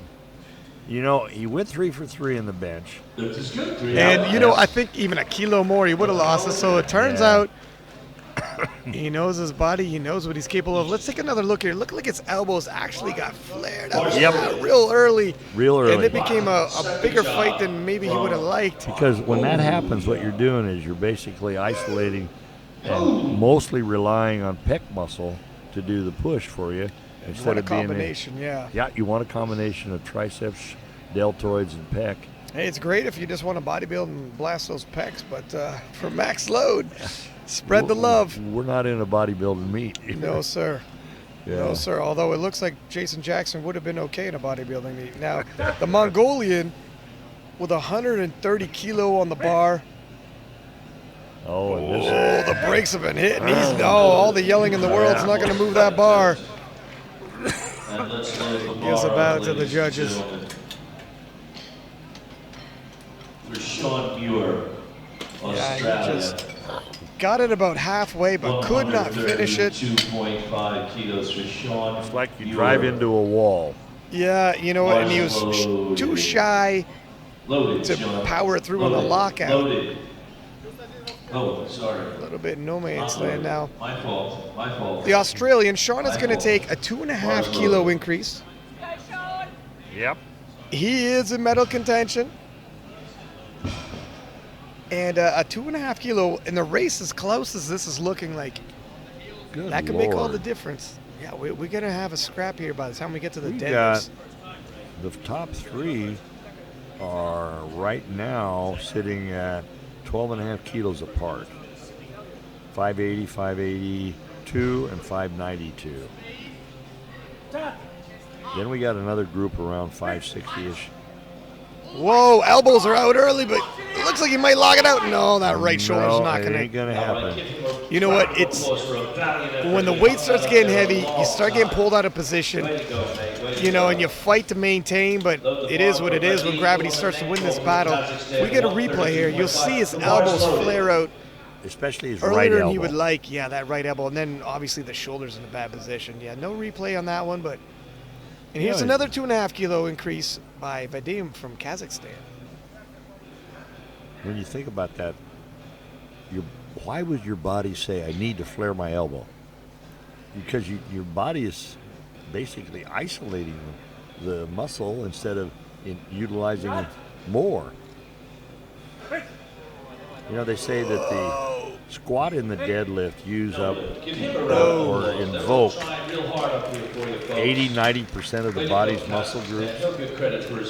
Everything has to work to do a deadlift and a squat. Very true. Taking a look the here. bench is more of an isolation. Oh, look at those that. elbows flare out just, yeah. Yep, there it is. Wasn't going to work out for him. Now we're going to have 132.5 kilo loaded on the bar for the Norwegian. Coming up next, Jory. And we've got in the silver and bronze position in the bench, we got 132 and 2 137s coming up. Then we've got Timo Heiskanen. So this could be for the bronze medal. It's slow, but it's moving, and he keeps his elbows tucked. The lats never lose the tension. Lats are locked. He gets 3 white lights. That was good, solid move. Yeah, if you take a look at here, now watch his elbow position. Now his lats are locked. He's got tension on it. It's like he's coiling a spring, and see his elbows don't flare out. Nope. And he's able to complete the lift. Yeah. And you notice when he does that, he's pushing against his lats too. His triceps are loading in against his lats. Denzel is fighting for a silver. If he misses it, he'll take a bronze. If he hits it, he'll take a silver. On the bench. Yeah, on the bench, because Harris is going to lose out due to body weight for that silver medal. But if, yeah, that's right. Oh. Wow, was there a down up at the end? They give it to him, and he knows what that means. He just snagged himself a silver in the bench press. Now Harris has to make this in order to get the silver in the bench. I believe even if Harris does make it, he's too heavy to take the silver. That's right. He'll still be into the bronze. Now what happened there? Oh, they've scrolled the screen, but they scroll. Okay, that's definitely not Katsunori. That is Harris from Australia. Yeah. And he's, I believe he's already already shown him bronze. a green. Well, he should take it and keep it moving. Okay, that is not 160 kilos on the bar either. So what you see on that? Now his elbows will stay tucked. He's trying to fight, but no, it's a little too much. His body weight became a moot point. Now they're going to have to remark that screen. That was Harris from Australia. They are showing him as making the lift, and he didn't. Yeah, they're going to have to change that because that'll also affect his total. Bill's going to check out and make sure that they change the standings. He doesn't get credit for a missed lift to go towards his total. And it looks like they gave the Japanese lifter, who hasn't gone yet, also a missed lift. Look at this, Bill. It looks like they said the Japanese lifter. Oh no, yeah, the Japanese missed his lift when he hasn't even gone yet. Yeah, and they're showing. Yeah. Where's Honey? It's a little confusion here with the scorecards. The Japanese lifter is about to go still. There we go. They corrected it. They corrected it. I think we're good to go, fellas. Harris yet. Not Harris.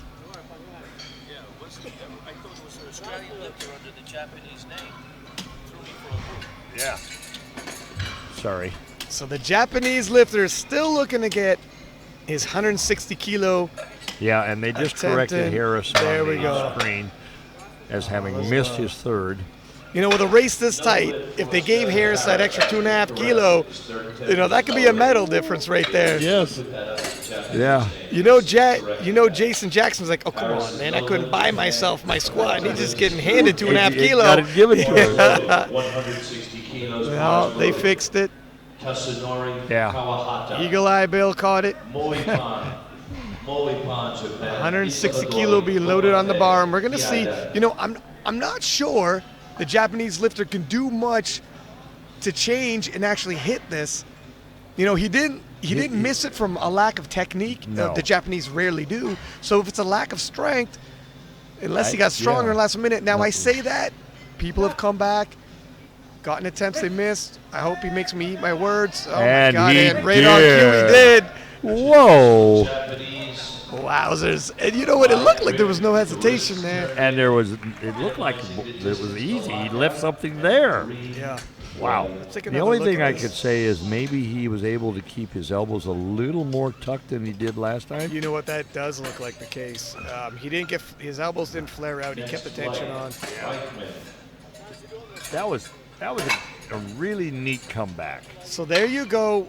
The Japanese lifter takes the gold medal at bench. That was never really in doubt. No. But it looks like Denzel from the Netherlands takes the silver, and the Norwegian takes the bronze. No.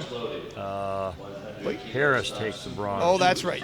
Yeah. Harris takes the bronze with his second, and the Norwegian Langset takes fourth. Okay, now we're going to the 83 kilo flight group.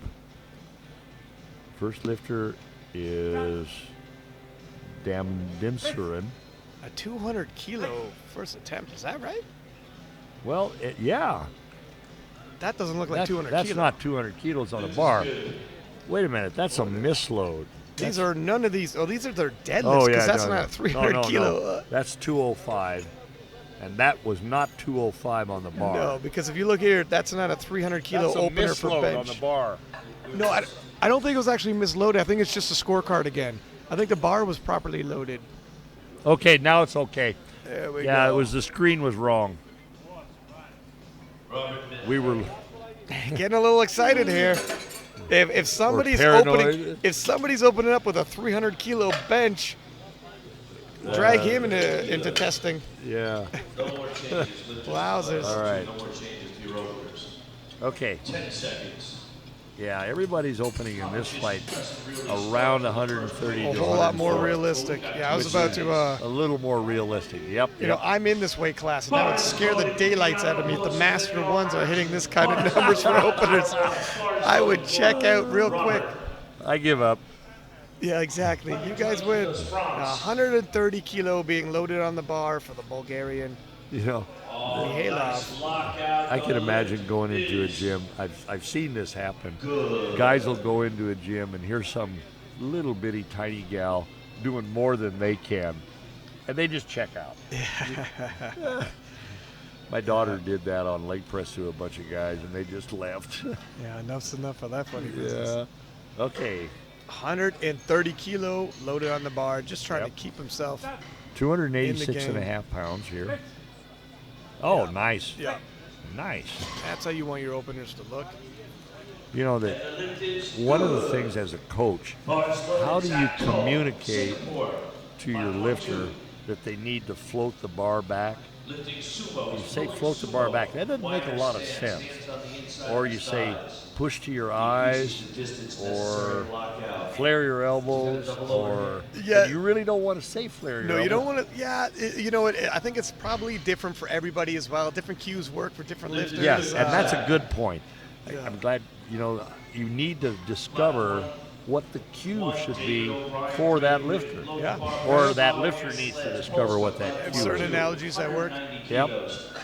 O'Brien. And it is an analogy, some kind of a verbal cue that you think about, you visualize right there, That's just exactly as you it. start to play. Now, O'Brien also is going to take a 130 kilo opener. Loaded on 2. Nice open lift. Very smooth, under control. White lights. One thing I've noticed is that, and this I mean as somewhat of a critical comment, Load the bar up for you watch how the lifters are holding their hand, whether their wrist is flexed much or not. You really don't want to have a wrist that's at 90 degrees to your forearm. No. Yeah, that's when you're in trouble at that point. Yeah, but you'll see that a lot. Now, one of the consequences of having your wrist be that way is that it brings the bar right down to your chest. Ah, yes, yeah. France. But to keep your wrist from flexing back like this, basically what you need to do is to use the wrist wrap to prevent that flexion. So it kind of is something you have to school yourself on how you wrap your wrists. Everybody's wearing wrist wraps just about. Now we got a couple lifters here opening up 140, 142, and 140 again. It could be a bit of a close bench battle. For the bench medals, yes. These three Jeffrey from South Africa just nailed that one. easily did his part. With a Okay, that smile was on Jeff- his face, yeah, he's happy with it. Yeah, No major nailed fights that. here. Jeffrey was. Okay, now you've got Bars loaded. Mohammed. Marie from Egypt just is coming in. Platform 2. 2 to 1. And then after that, you got the Mongolian, Damdinsurin. Okay. Mohammed. Marie. Egypt. And he took the same weight as Jeffrey from France did. Wasn't quite as easy. He gets 3 white lights. Okay, so they're still neck and neck for the gold or silver position, depending on how this third bench pans out. And if presuming that they tie on their third bench, then it would come down to which lifter is the lighter lifter. And in this case, looks like the Mongolian is by far the lightest lifter. Almost 4 kilos, 3+ kilos lighter. 207.5 kilos. All right, and Mongolian right now at 142.5. Oh, he shoots that one up. Easy looking lift. Okay, now he's still riding on the top of the crest here. So the Mongolian at 142, and the Egyptian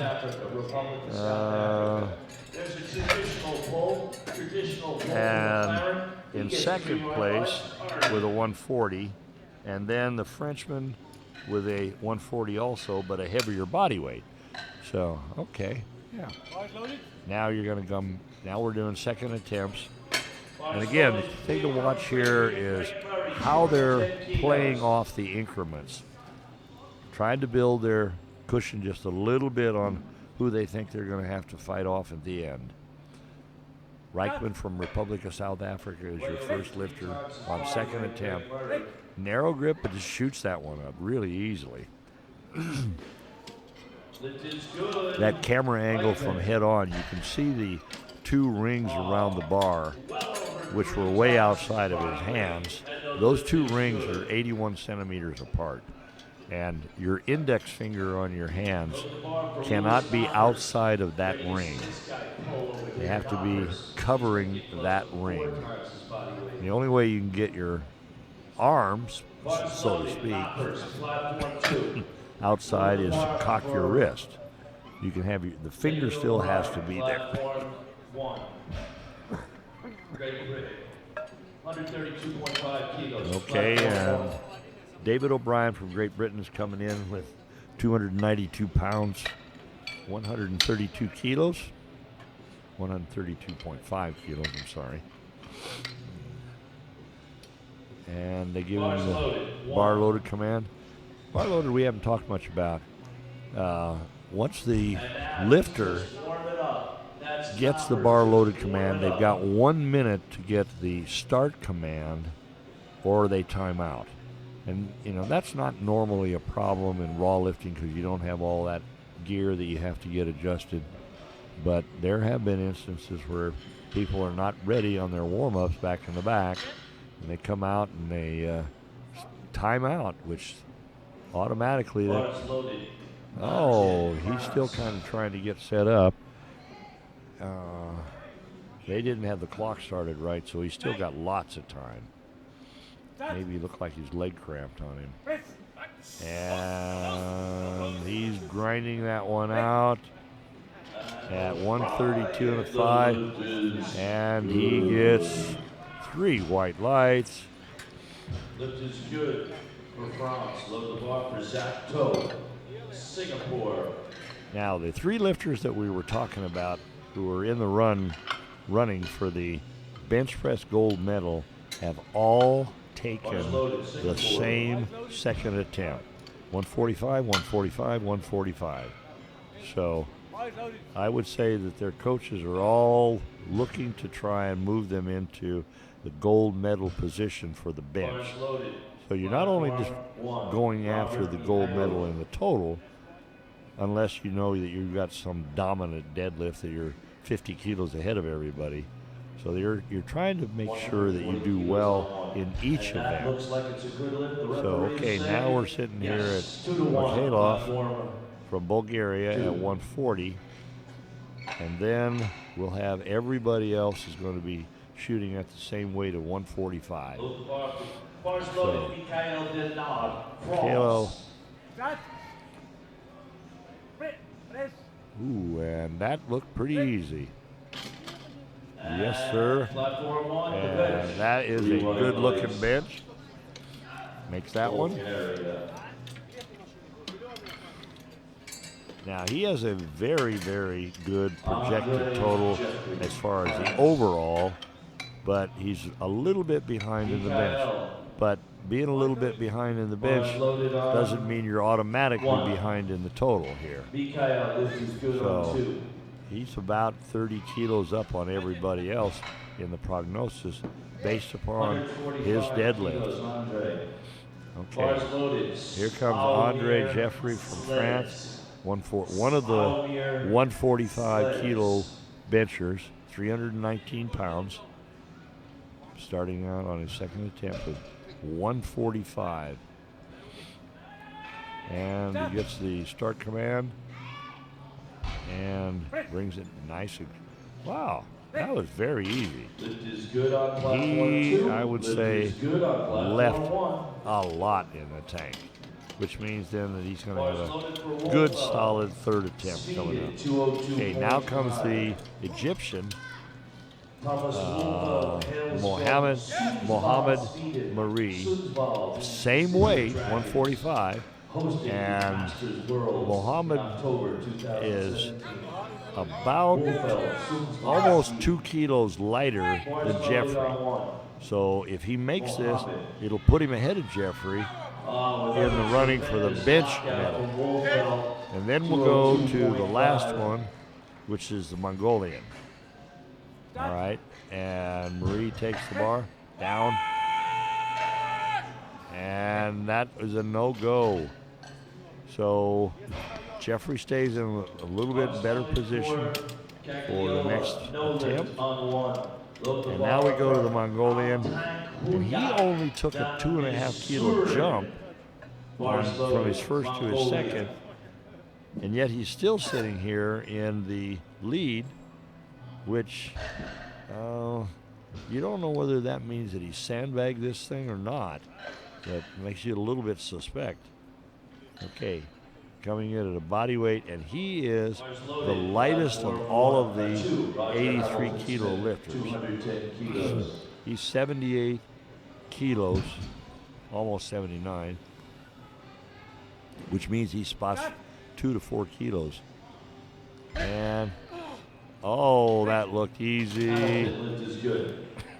Okay, now that means remember now, because Jeffrey and the Mongolian tied, it's the lighter lifter who is the higher place because of the body weight. You have to have a rule. How do you break a tie? In this case, you break the tie based on body weight. Bars loaded on 2, McLaren, Ireland. Bars loaded, platform 1. Now we're restarting the bench, and we'll go into third attempts on the 83 kilo flight. Each group has got their own flight by their weight class.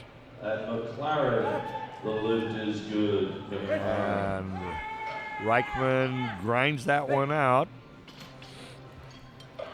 And he is rewarded with 3 white lights for his effort there. Earlier, Ryan and I were talking about the light switches that we use there.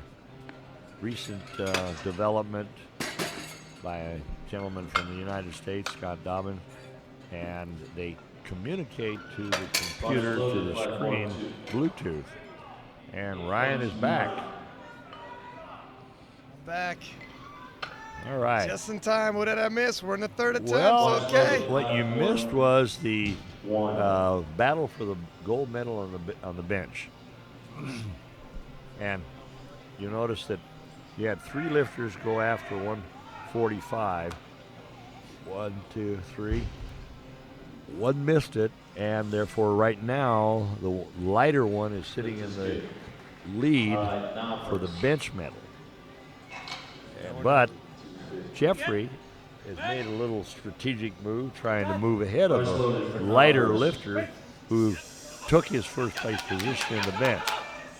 Oh Brian, looks like he just locked out 135, and Yep. he did. So we're using some strategy here. This is So we have bars loaded for knockers. This is just 10 the kilos shy two of first, 4 the times Mongolian his and the body weight. French here 10 kilos shy are of 4 no times longer his tied body on weight. their Platform third attempts. 2. They're sitting at 140 or 152 and 150, and now that pushes them a little bit farther ahead of Marie from Egypt. That little bit can pay off in the end. Yeah, Okay. looks like Jeffrey's really looking ahead here, if you, Mm-hmm. as well as the Bulgarian, Yeah. who's definitely a favorite to win this. Now, 145 kilos loaded on the bar. Knockers. Oh, he keeps making it For look easier and easier. the Bulgarian. Now, notice that he took a 5 kilo jump from his second to his third.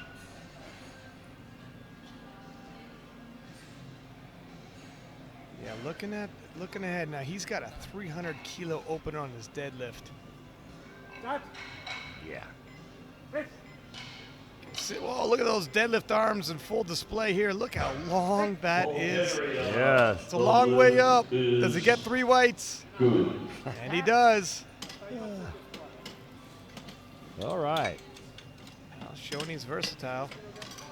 Take another look at this. It's a long way up when you got those kind of deadlift And arms. look how wide he flared his elbows out. Yeah. We were talking earlier about how he kind of keeping men helps maximize the muscles utilized in the lift. Egypt. But not everybody has the same biomechanics or conformation, so maybe it wasn't as easy for him that way. Muhammad Marie taking another stab at 145, and he might have got it this time. There was a stop in the bar, but I don't think that stop went down. Oh, now he's got yellows. Yellow card. His butt came off the bench. Oh, his butt came off the bench. Okay, we wouldn't seen that from our angle. Yeah, we've Yeah, got it. 100% came off the bench with that leg drive. Yeah, the spotters were in our visual way. Bars We loaded. can see it on the For replay. platform 2. Okay, now you've got Jeffrey from France. Took a 5 kilo jump to go to 150. And Dam Dinserin from Mongolia is going to follow him, and that will be our last 2 benches of this flight. Last Looks 2 like- benches of this afternoon session, too. Looks like Jeffrey is going to solidify himself with that silver medal if he could get this. Yeah, and we don't know whether or not the Mongolian can make a 7 kilo jump. That's a big jump. The Bulgarian does weigh less than him.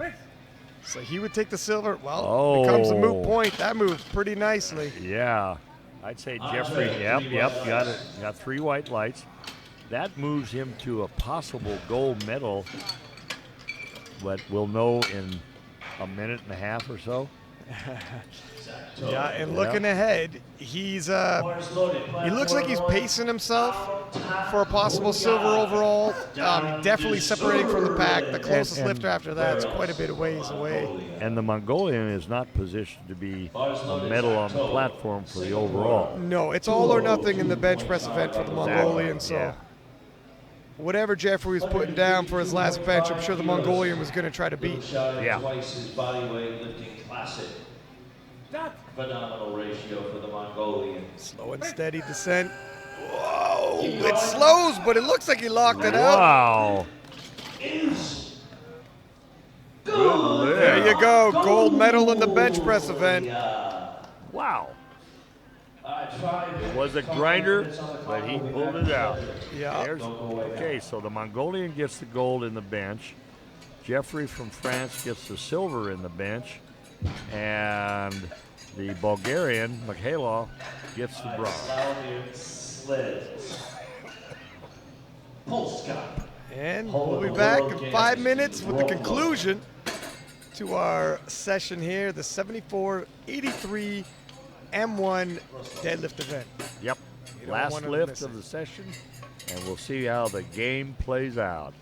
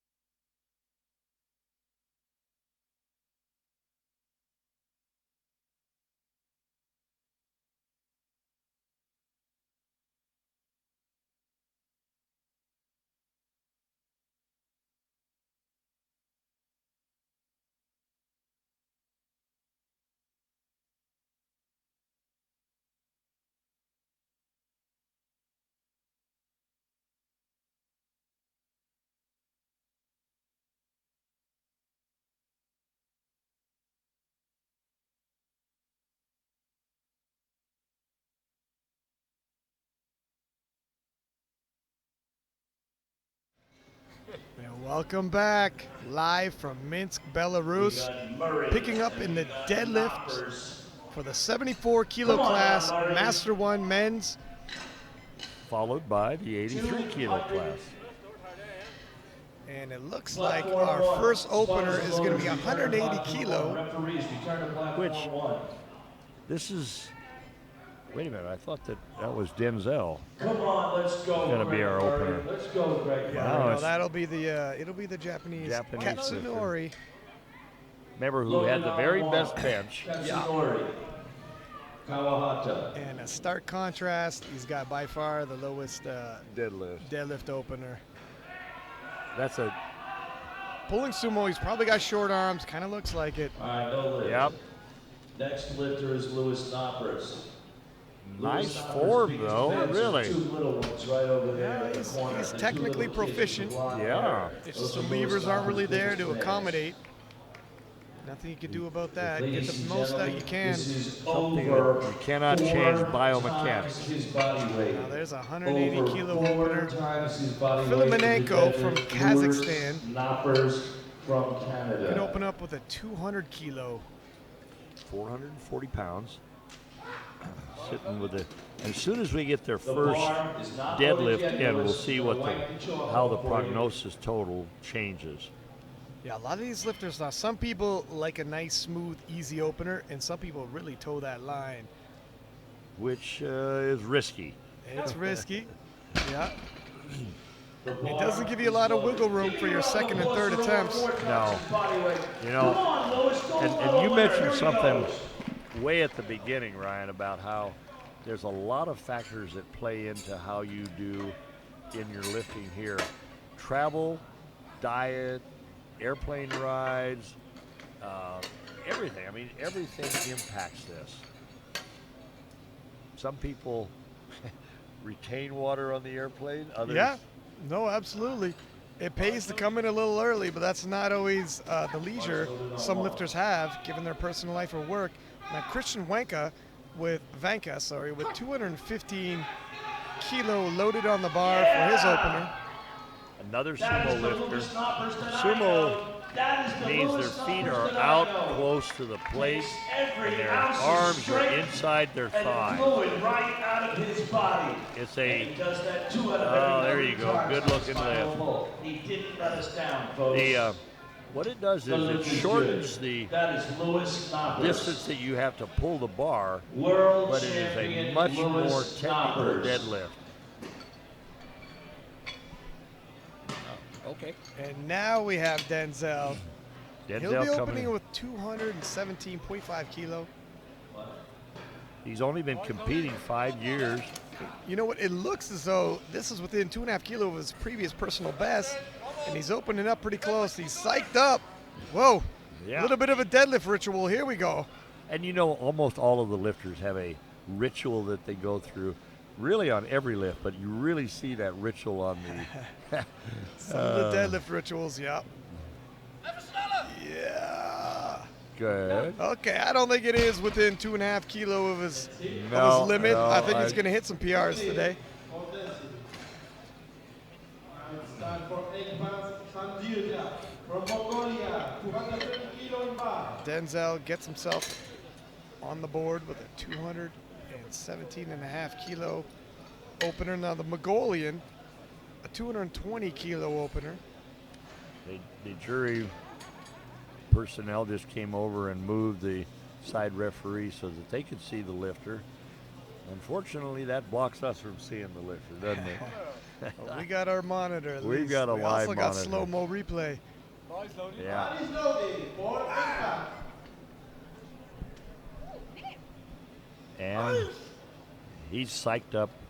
He stays psyched up. He's, Yeah, he maintains his intensity throughout. yeah. Hats off to him. You see some of the lifters that lift sumo, they get their feet right up against the plates, and they literally have to swing their toes in order to put the bar back down. Yeah. I meant to ask, are you a sumo puller? No, I am not, sir. No, I am not. How about yourself? I'm sumo. Oh, how do you Yeah. like that?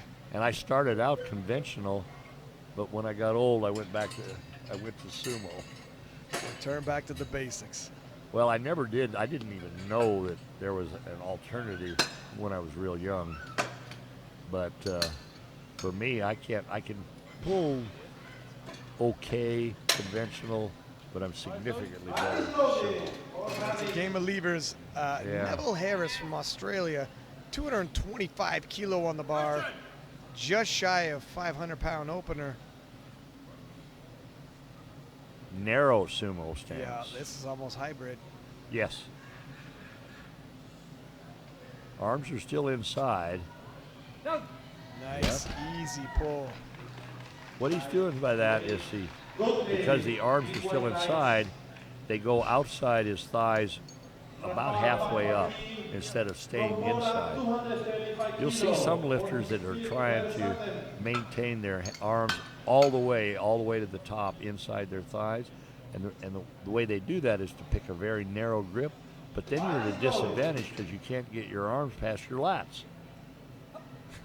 There's a lot of, everybody seems to think that powerlifting is just brute strength.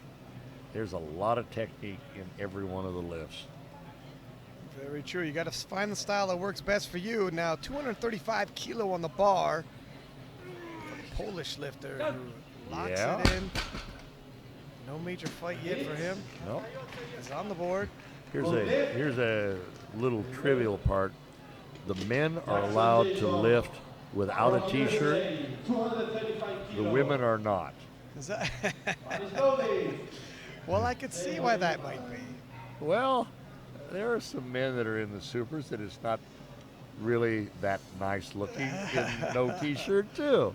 Now, Jason Jackson, let's see if he's going to make some big strides in the deadlift.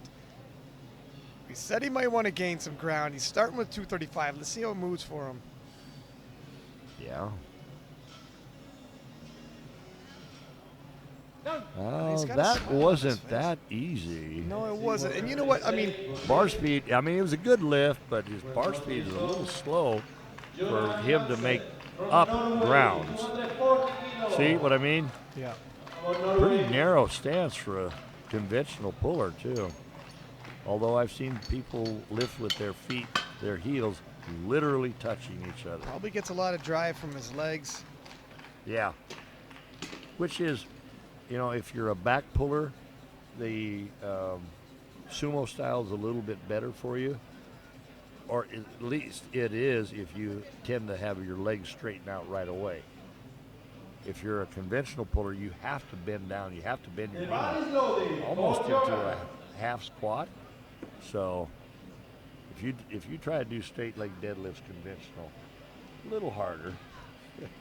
Now the Norwegian is going to open up with a 240 kilo pull. Whoa. That was a scream. Yeah, and he has no problems pushing his hips through, locking that out. 3 white lights. Pretty wide grip, actually. Yes. He's got some clearance between himself and his legs. Doesn't necessarily need to have a wide. No, and in some respects, I know it's not a lot, but the narrower your hands are, the shorter the stroke distance is. Here comes Sean Muir. Sean's sitting here at right now a prognosis of 580, roughly about, say in the third or fourth position. Yeah, it looks like right now, anyways, if he gets this pull, he's immediately tied for a bronze, but got a little bit of lifting to go. Let's see how he handles this.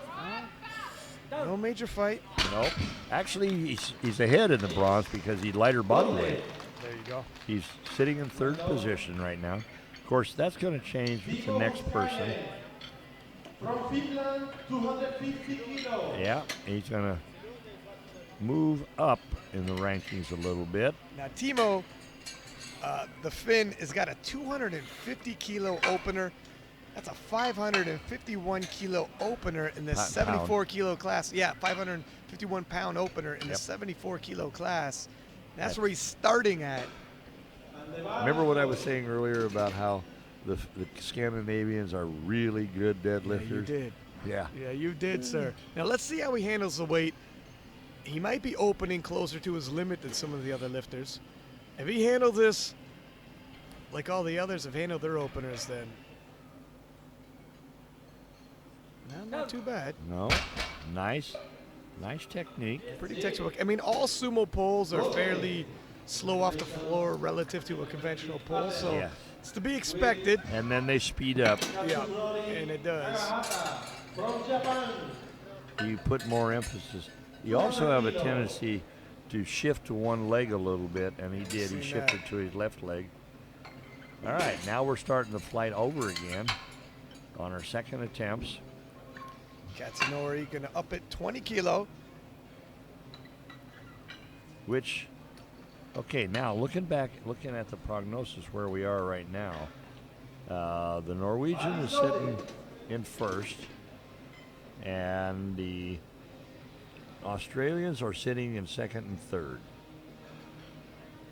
which, yeah, maybe stay that way. But interesting enough, if they both hit their deadlifts, their next attempts, they're gonna be neck and neck at 590. It's gonna come down to body weight. Now, the Japanese lifter, that's a bit of a struggle.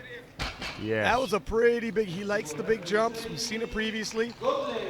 yeah, it is, isn't it? He also, remember we were talking, what was his squat jump? I think it was around, it might even 30? Yeah, it was a big jump. If that's what he's used to, and Yeah. he nails it, Yeah. I don't think he's gonna be taking a big jump after that one, though. No. Vadim Filimonenko. Filimonenko From Kazakhstan. also taking a 20 kilo jump. Yeah. Interestingly, this flight has been taking bigger jumps than some of the others. Yeah, despite being a little smaller. Yeah.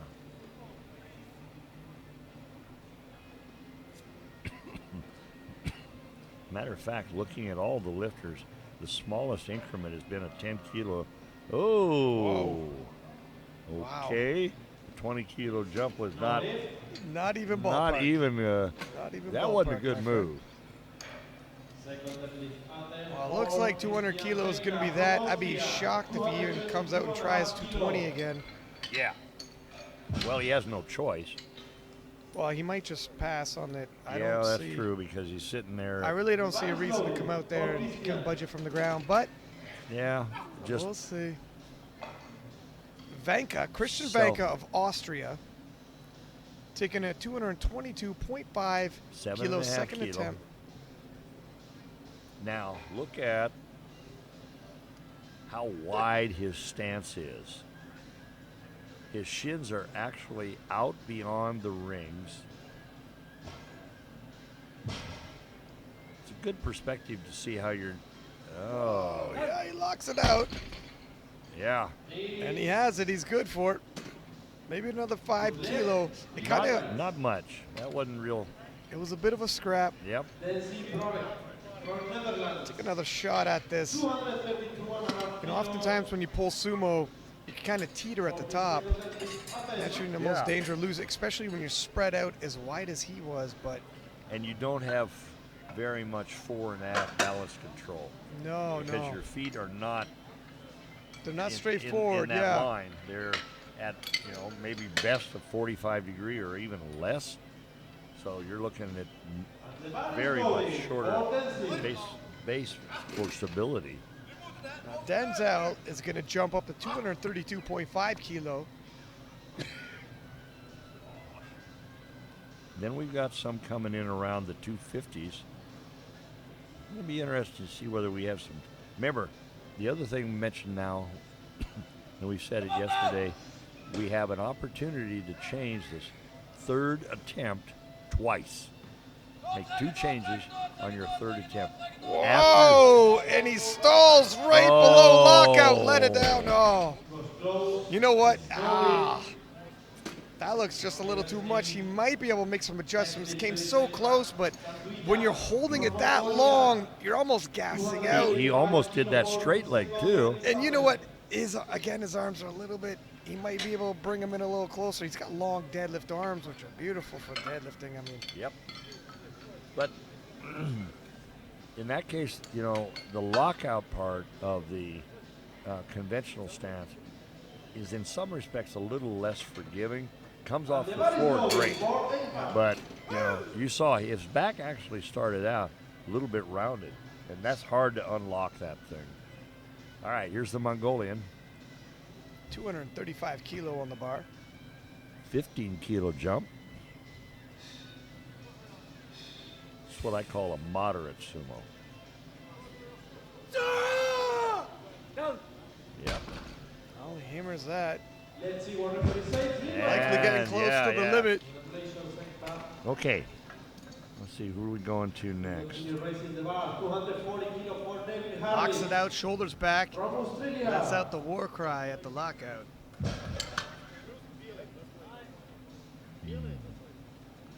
Neville Harris from Australia taking a 15 Who kilo right jump. now is sitting in the bronze position for total. And he's sitting in the deadlift position quite a ways down. You don't have to win each individual lift to win the overall. No, we've seen that. Some guys win it alone with just a big deadlift. Yeah. You know he wants to move into. Especially if they only make one of their squats or one of their benches. That's right. Now, if Harris nails this, it'll temporarily at least move him into second place overall. We still have a third. Because the others attempts. haven't yet made their That's second. right. So I emphasize temporarily, but you're only moving ahead one attempt at a time. He does his part. Yep. I think he actually has a fair amount left, because on that lift, when you looked at it on the no, here comes the replay, and it's head on, but the side view on that, he was a little bit forward on the bar. In other words, his upper body was a little bit in front of the bar, and you want to be as back as far as you can. You want to drag that bar up your shins. Well, not technically drag it up, but have it as close to your shin all the way up as you can.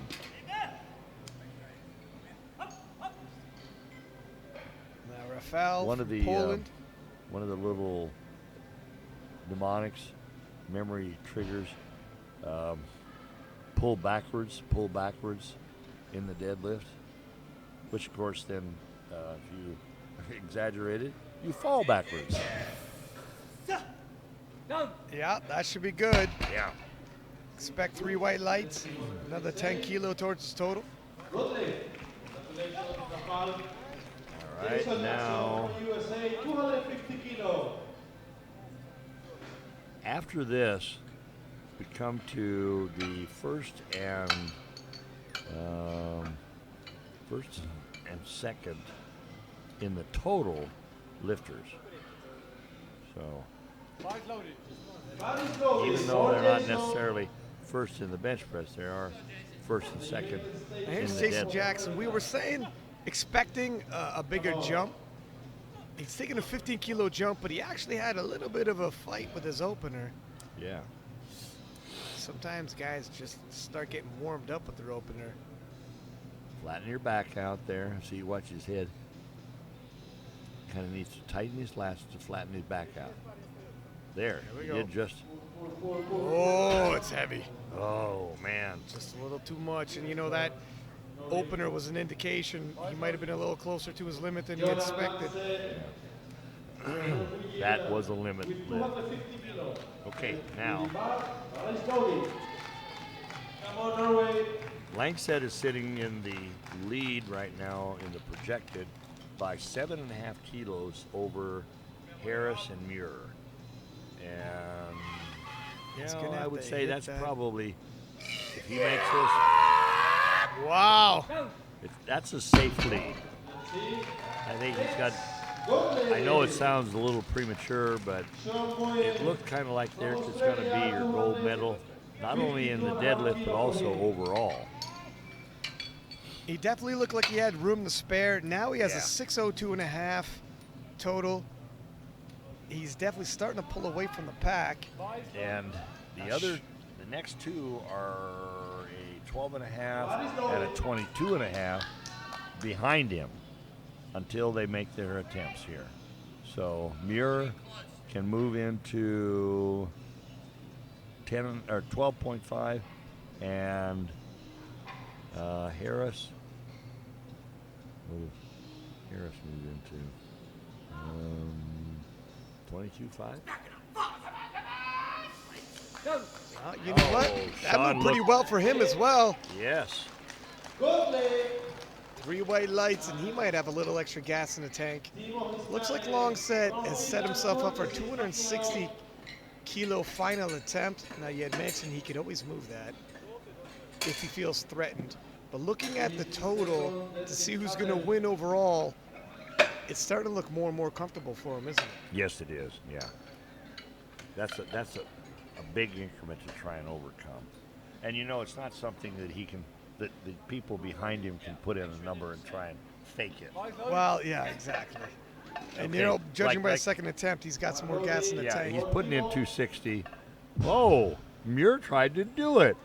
Speaking of the we'll devil, see. We're look gonna have at a that. battle for gold. Took Now- a 22.5 kilo jump, which forces possibly Langset to maybe move a little higher and miss.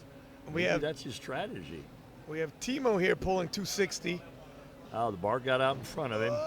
He knocks it out though. Locked it out. Good play. Good lift, good lift. Well done, Timo. All right. In terms of the battle for the gold, That was the another. Norwegian and the Australian look like they're about to go head to head. That was another fin on the deadlift. Kawahata from Japan. Had the is. highest deadlift. 210 kilo.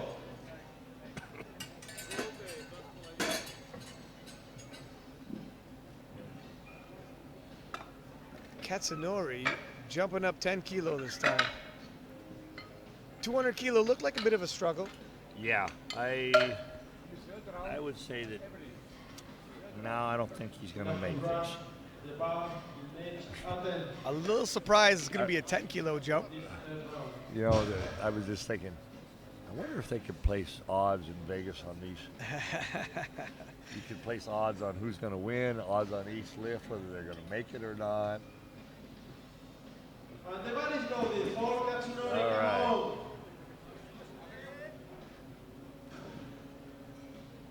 Katsunori, he's going to be outside of the medals, but he wants to go 3 for 3. All of that was triggered by the squat.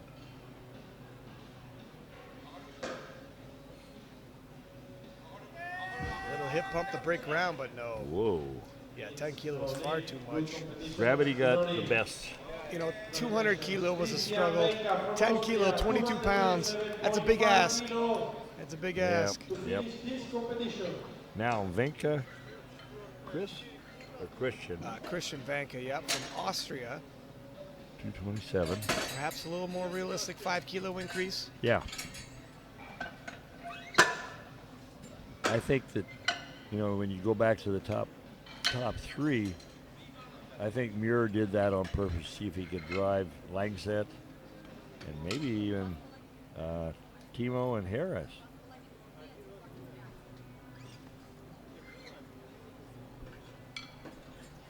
Yeah, we're going to have a battle for the gold, and it looks like we might even have Look at that.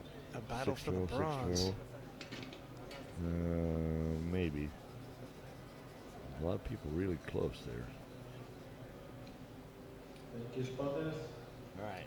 And the bar is loaded for Christian. Christian Vinka. Vanka. Who's the announcer Taking a right 5 now? It's kilo not jump. Gino. Gino's taking a breather. Well deserved. Christian setting up. Classic sumo stance.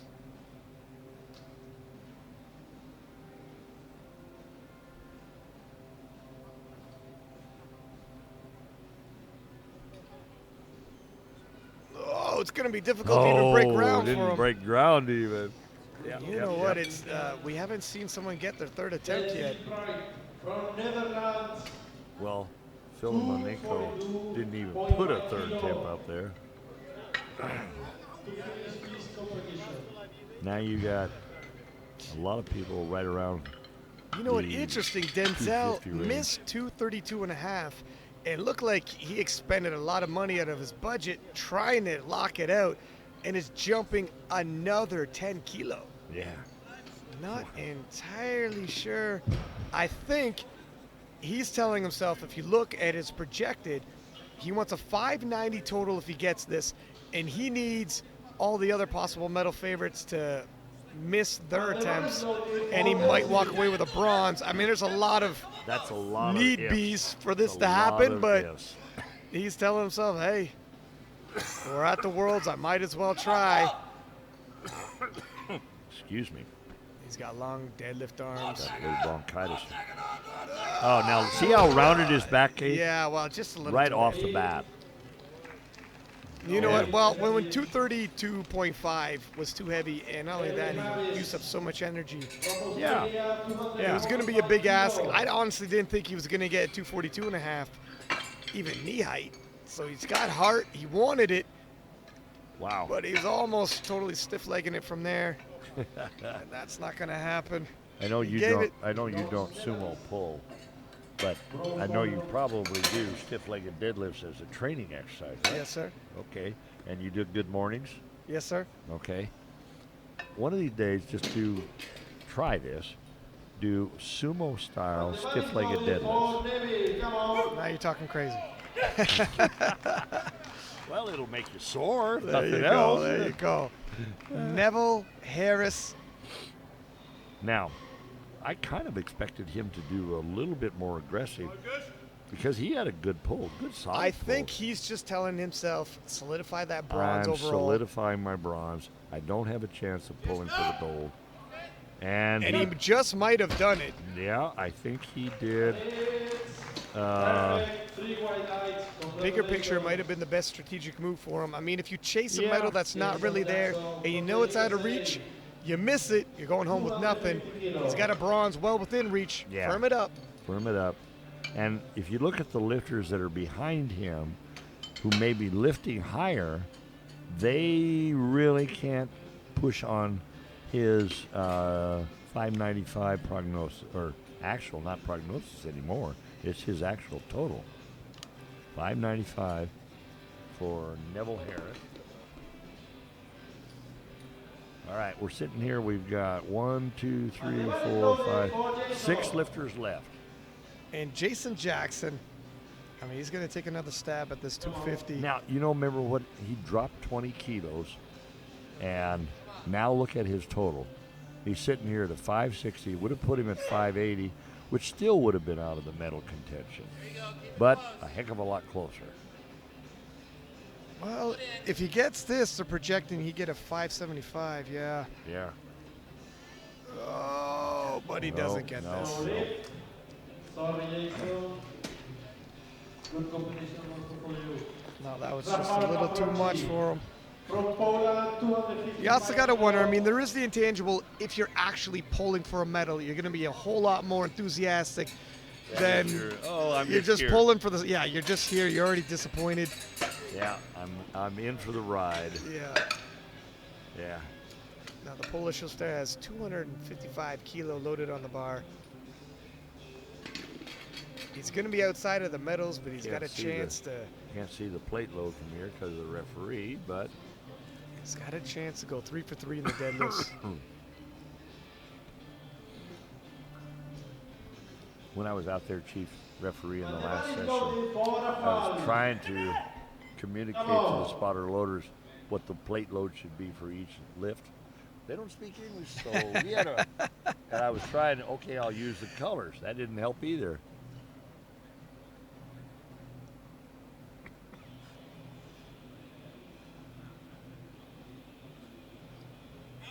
Whoa, lost his back early, but he might finish it. And he does lock it back. No. You don't think so? He gets it behind the bar, but he didn't have his shoulders back. I thought he did. Let's see. Oh, they gave it to Oh, him. they gave it to him. Now watch the replay. You'll see what I mean. Yeah. I thought he did. You know what? That was a hell of a fight either way. Look at this. Oh, he so did. shoulders are shrugged forward, and he does he pull him back? Maybe Yeah, you're a little right. bit. It's, And you have to pull back with the rhomboid muscle between your shoulder blades, which nobody trains hardly. Okay, here comes the Mongolian. He's also pulling 255, and that will move him. yeah, he'll be outside of medal contention still. Yeah, I know that. I was just saying, was it But he's going to definitely. be about fourth? Looks like. Just outside, yep. Yeah. Oh, no! Oh. Gets it to the knees. Gives the judges and the audience a bow. Bows out of it. Now, here is basically... That was small hands on the Mongolian. This is your fight for the gold medal right now. Langstaff from Norway needs to hit this, and it'll force the hand of the Australian. But if he doesn't hit it, it opens the door for the Australian to possibly steal gold, and that'd be a big turnaround. And Langset, 10-kilo jump on each of his increments here, which is not, you know, okay. It's within reason. It's reasonable. Certainly reasonable. But you would almost think, okay, that if he took a 10-kilo jump on the first to second, then the second to third might be maybe a little less. So was he being optimistic? We'll soon see. We're about to find out. Back is not flat. Back is not. Oh, but Kenny just through sheer willpower, Wow. muscle side up, and there you go. There Ah. and another flip. Yes, That's sir. so cool. That's so cool. All right. Then Finn here, who's hitting in fourth position right now. Right? Yeah. Oh, now he dropped his down because he has no medal contention. He went for 566. And look at that. The Australian is conceding gold, dropping down his attempt. Well, we kind of knew that the attempt number he put in there was just a It was more, bluff. well, it's basically he threw it on the Norwegian. If you hit it, I'm going to drop mine down, and very well done, sir. You're the world champion. If you miss it, well, I'm pulling for gold. Yeah. Right? So it was well played. Good strategic move. Yeah, it would. Now Keep your options open anyways. He would have to be here at 275 right now Correct, yeah. to win the gold. No, he'd have to be at 277 because he's the heavier lifter by 0.4. Well, Sean now has 262.5. And it would have to be 277.5 to get the gold. And that even would push him farther. Okay. Sean's a good puller. And remember again, he's the oldest of the bunch. And this is only, you were saying, in terms of realistic attempts, it's only 10 kilo more in the second attempt. Oh, fast off the ground for Sumo. Stalls at the knees, and it's too much. Well, yeah, there goes the silver medal. And no, I'm sorry, there goes a bronze medal. Harris takes the silver. 595, 590, and 612. Heiskanen will come in if he makes this. Wait a minute, which is 320? Okay, right now Heiskanen This is for the gold medal in the deadlift. in the deadlift, but he's actually sitting in the silver medal if he doesn't make this, because he's the heavier of the two lifters, and they've both done 590. Oh, he's quick off the ground. Oh, he's stalling at the knees. Gently lets it down. It didn't happen. All right. Looks like only 3 lifters actually completed their third attempts. Almost yeah. a sea Good of observation. red. Good observation. Almost a sea of red. If you're game planning off third attempts, you could have been fooled. You know, a lot of that, I'm sorry, I was away from the mic too far. A lot of that is how much energy reserves you have at the end. And a lot of guys got pushed to the limit. And I was trying to chase numbers. I'm saying this for a reason. Yeah. You're dieting down.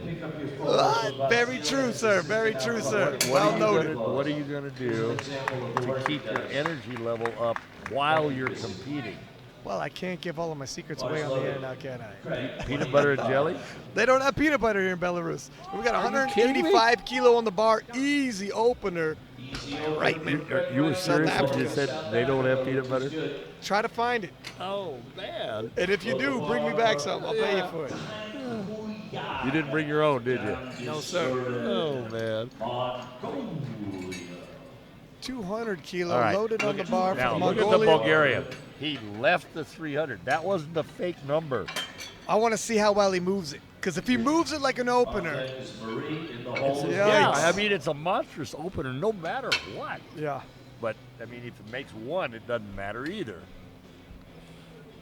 That puts him 42.5 kilos above second place. If he makes Yeah, it. he might just win this with his opener, but Yeah, what's he going we'll to try have to for? see.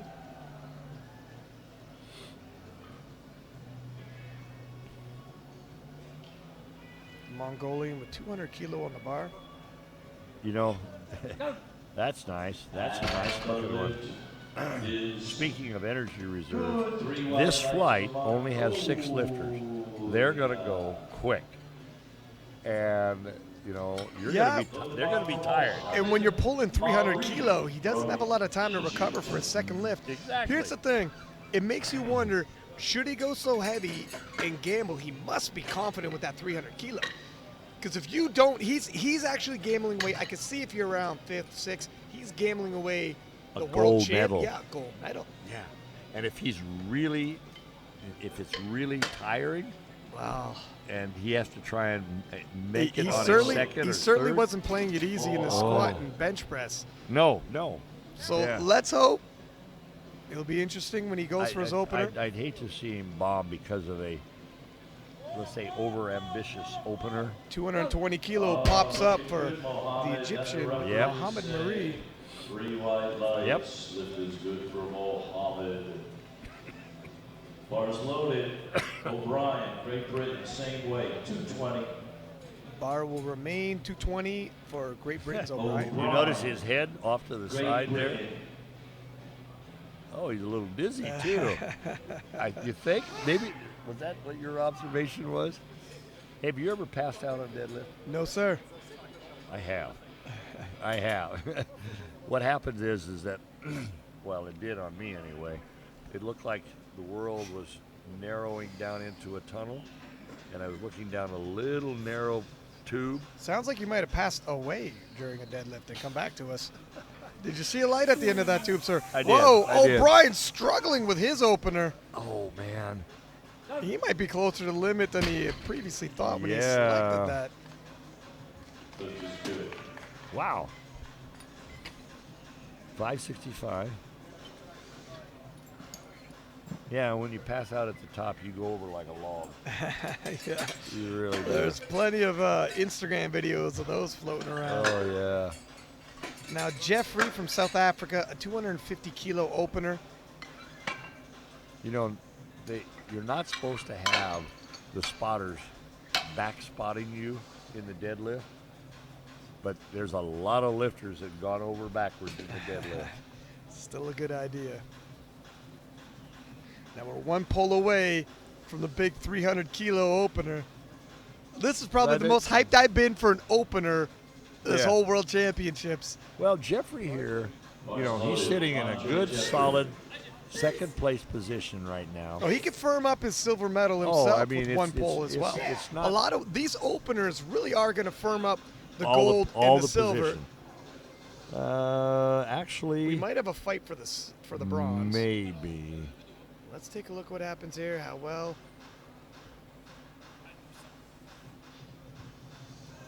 Slow off the floor, typical for sumo. Locks it through. Yeah, you should have that. Okay, that locks up, I think, second He probably position. just took himself a silver medal and he knows it. Yep. The stress and the pressure is off. He's just got to maintain. Unless somebody comes out of nowhere with a big jump, I really don't see anybody taking that. O'Brien and the Mongolian, Damdinsarin, 100 kilos. probably are going to be the two going after each other for the bronze. Yeah, it's going to be a battle for the bronze. Now, let's take a look And they're how only 5 Robert, kilos apart. how Robert from Bulgaria handles this 300. Everybody's curious, you know, even though he's going to lock up the gold medal with one lift, I'm interested in seeing how far he can push his deadlift. The bar's Well, loaded. I'm interested to see whether he can do this. It That's seems- 661 for an opener by an 83 kilo weight. Listen, he has a chance of taking an attempt at the open world record. What's the record for the M1? The- M1 take a 83. Do you have it? I come prepared, sir. Hey, all right. Come prepared. As I I flip through, I wouldn't- don't want to miss this opener. He's pacing. He's ready to go. All right, he's coming up. He's coming up. And he's a conventional puller. Wow.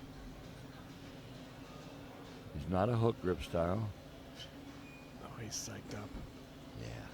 He's got to set his lats and hip pump. Oh, my God. That came up fast. Wow. That was that. Luke is good. New world record. That's a new world record right there for the Masters 1. Man. Okay. And that was done easily, so I don't even got to look through my papers to see. Just took a world record on this opener with 300 kilo, and that was fast popped off the ground. Do you know had any idea what the open world record is? I do, sir. I believe it's 7. Here we are. 322 and a half. Okay. He just did Nice. 300. So That's not unrealistic It's to go not. to The only 323. thing is, in terms of motivate, well, I mean, obviously a world record is a motivating factor. Perhaps if someone's pushing him, look at, he just put in 317 and a half for a second. Absolutely. Open record He on is his going to go for third. the open world I'll record. bet on it. Unless He doesn't make 317 it- and a half. yeah. We'll have to see. We're getting a little excited here, aren't we? Look at my voice cracking. Yeah. All right. I mean, I was thinking, okay, he'll make a 10-kilo jump, but no, It's a he's nice going for it. 200 long kilo range, pull. His Reitman. long range goal is the open world record. He's already got the Masters 1 record.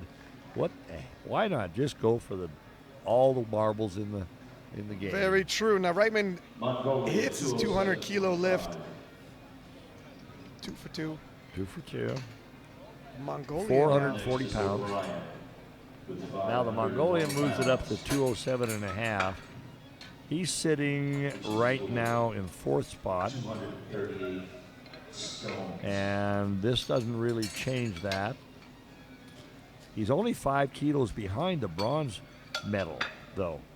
Well, it'll be. And We'll probably see. that's in the third one. If he thinks he has a shot at it, That we will- can see a yeah. much bigger third attempt. Now, Yeah. a lot of it's going to be based on how well he handles 207 and a half. And how O'Brien does on 227 Very and a much half. so, yeah. And O'Brien took a 7.5 kilo jump. Well, they both did. As did the Mongolian yet. So Yeah, they both did. they're- So, they're keeping it tight. yeah. Let's see who handles this 5 second kilo attempt to me easier. is achievable. Okay. Okay. Well, it was. It wasn't an easy one. It wasn't but easy, but he should have a little left in the tank. Yeah. It's gonna be up to O'Brien and how well he handles 227 and a half. Yeah. David O'Brien from O'Brien does have the privilege of already having a little ground on the Mongolian. Well, the other advantage that O'Brien has, he follows. That's right too. Best place to be is following your competitor and knowing, oh, I only have to do such and such a weight. And as we've because seen you've before, already you're- seen what you're. Yeah, and you're allowed to change your deadlift attempt. 3 times or 2 times after you put in your third attempt. 2 more after. Total of 3. All right, O'Brien. Yeah, he looks like he's a little motivated. So the battle for the bronze is on between the Mongolian and O'Brien. At the bar is 4 loaded. bronze. O'Brien really needs this deadlift. And you take a look, the Mongolian put in a dead that would win him bronze, and he could always change it as well. But Yeah, if yeah. the projection, And that's a 7.5 kilo jump too. Yeah. Realistic jump. it is. And O'Brien is going to sit here. Okay, he already knows that the Mongolians put in. Sets his lats. Oh, wow! Oh! That just opened the door wide open for the Mongolian to possibly snag that bronze medal. 567. What's O'Brien sitting at? Actually, the Mongolian is already gone into the bronze position, 30 kilos. which means that, From each oh man, you know, now the Mongolian follows. Excuse me. He knows that O'Brien had difficulty. He couldn't get it past his knees. The onus is on O'Brien to hit a lift. Got me all choked up here.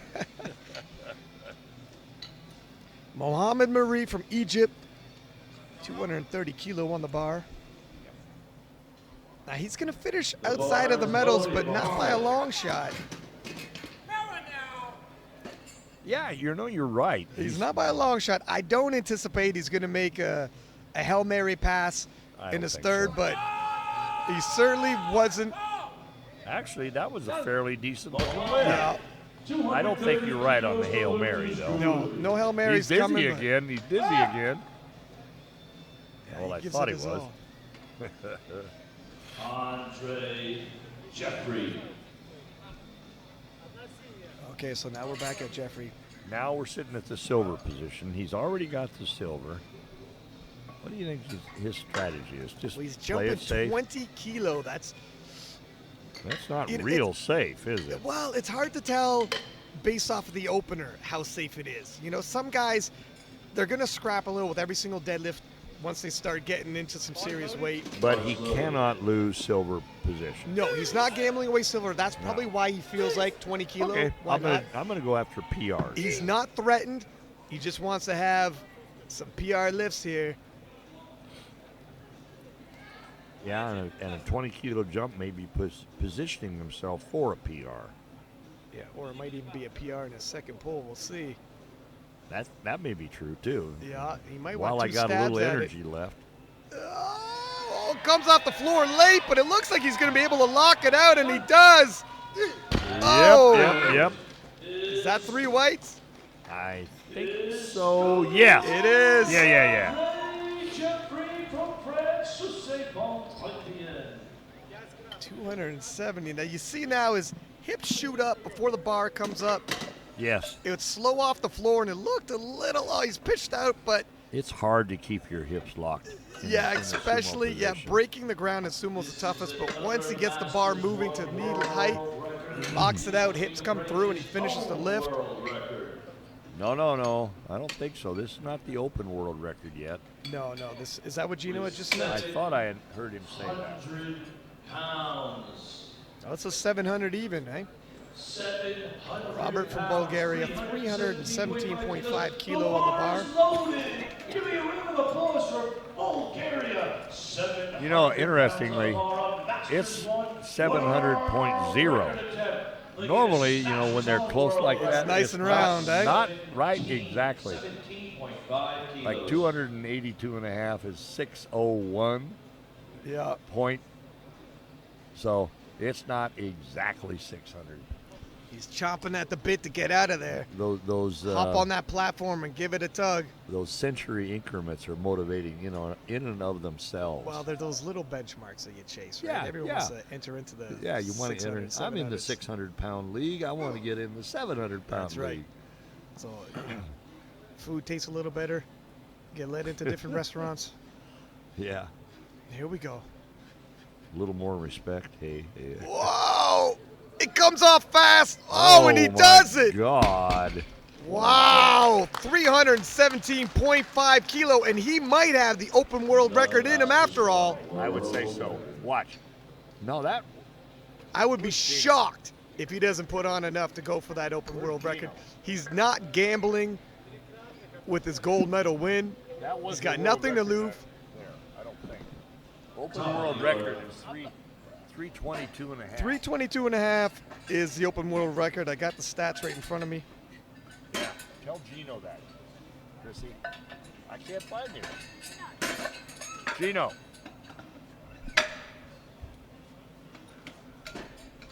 322.5 is the open world record. Wow. This guy's on track. I bet he goes 322. 205 kilo right now being loaded on the bar for Craig Reitman from South Africa. He's positioned himself perfectly for the open world record. Yeah, we're just discussing here how the Bulgarian lifter looks like he set himself up to make a run at the open world record. Yeah. Having a fantastic day. He's already going to be the world champion. He's got nothing to lose. He might as well throw all of his chips on the table. This is the benefit of aging into the group, isn't it? Nah, here, Reitman. 205 kilo. This Bulgarian is so confident he's taking it up to 325. What? Whoa, he didn't chip it. Wow. That is. I'm shocked. That is confident. We just noticed. He just doesn't know what the open. Yeah. Either that or somebody's got to tell him, listen, son, you do not need to pull that much for the open world record. Yeah. Instead of just chipping it, he's taking it up by 2.5 kilos. Oh, wow. We were expecting 323. He doesn't need that nice round number. Is he aware that he doesn't need that nice round number? That's a 7.5 kilo jump on a record. I personally, I would not gamble a Guinness World Guinness World Record. IPF World Record. Honestly, I would not gamble an open world record just for a nice round number. But Yeah. I also don't have a deadlift like this young man. And 212.5 kilo loaded on the bar for the Mongolian. Yep. Pulling. This is a battle for the bronze medal here. And he locks his hips. He gets it through, and he holds it for the he gets it down command in time, and I'm expecting three white lights. He got two 3 anyways, white lights. Yeah, good enough. The blue card, in all probability, was they thought he was supporting because his knees came in front. Yeah, you know what? I can somewhat see that. I can see it, but I don't agree with that call because I would have gave it to him, but yeah. Yeah. The reason is just because your knees shoot in front of the bar, he didn't have any indentation in his thighs. That wasn't supporting. Here's O'Brien. He's in the midst of a battle with the Mongolian, trying to settle who's going to walk away with that bronze. We just seen the Mongolian get his last dead. Now O'Brien is the heavier lifter. And so he actually needs to make this at 230. Yeah, he needs to bump that up. Because all this will do will be to tie him and coming with forth. the Mongolian. Have they just not changed the scorecard yet and shown us that he's upping it? I know Well, they haven't got it loaded yet. Well, they're going to say it pretty quick. It's now. Look I just seen the Great Britain head coach walk away from the table. I think there's a change. 230. There we go. See, we were talking it right. We're on the ball. We're on the ball here, okay? Yeah. It's been a long day, but we're still. I'm on surprised he waited that long. Because make it dramatic. He's a showman. You gotta love it. Well, yeah. That's true. You know, it was just as the head ref was raising his arm to say bar loaded when he walked by. There we go. A new card. Yeah. 230 kilo. It's a battle for the bronze. The Mongolian has thrown down the gauntlet, and he's got to pull it. In. Yep. And now remember, he missed 227. He missed 227. But we've seen people battle back. And with the proper adjustments. And it represents, he made 220, so it's a 10-kilo jump. Certainly reasonable. Well, I don't know. The last one looked really harsh. All right, let's see what happens. Optimistic. Let's see. Yeah. Can he summon the strength? Oh, gravity won. Yep. Well, all right. Very good. You know, that was the closest contest we've seen in a while. Really was. And you know what? So Mohamed Marie will actually come in. 322.5 is the current open world record. And it's currently being held by Dimo from Nauru. Dimo Baguga. I might be butchering his last name. Gino's asking me. And this was earlier this year. This was in April the 29th. I announced him. I was there. Well, Gino's actually, it's coming back. The memories are flooding back to Gino. He actually announced that world record. In Nauru, or in Australia. In Australia. So here we are. Pacific Invitation in Sydney, Australia. Oh, wow. Mohamed Marie with a 245-kilo pull, and he's got it to his knees, but it's just a little too much. Oh, wow. All right, that puts him in the 220. So we got a 230 pull. I think he's got a bronze medal I think in he the gets a deadlift bronze event. medal in the deadlift. Very respectable. He's happy with that. Yeah, Finishes his yeah. day with a medal at the IPF Worlds. And Jeffrey here will walk away with a silver medal in the deadlift and the silver medal in the total. And the interesting thing is going to be see whether or not Silver medal winner. Mikhailov from Bulgaria walks away with the Masters record and the Open record. You know, that record was just set in April. We're sitting here 2 months later. You know, we've seen records last a minute. I know, That's I know, actually I know. a Yeah. lifetime when you think about powerlifting. Yeah. That's how competitive it is. Bars loaded. And this young man is hitting his prime in his early 40s. Yeah. Taking swings at open world records. Now let's take a look at Jeffrey from France with a 285 kilo pull. You know something? He actually can compete in the open worlds too, even though he is a Masters. Well, it's certainly in the deadlift event, that's for sure. Well, yeah. Now here we go. Jeffrey's looking to complete his day 3 for 3 with a 285 kilo final attempt. 270 was a fight, but he's got nothing to lose. Oh, he's just able to break ground. You know what? Well, has to regain his balance there. Yep. He really wasn't gambling with anything. He had nothing to lose. Might as well go for it. Put a show on for the crowd and everybody watching at home. Yep. I'm sure if someone was chasing him, day. he would have put on 15 kilo. But here we are. Here's the big show now. World record attempt.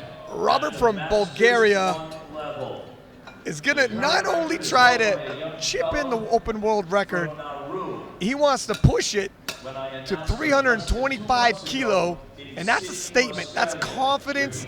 Yes. Is that confidence misplaced? I'll tell you right now, if I was in the same shoes, I would not be doing this.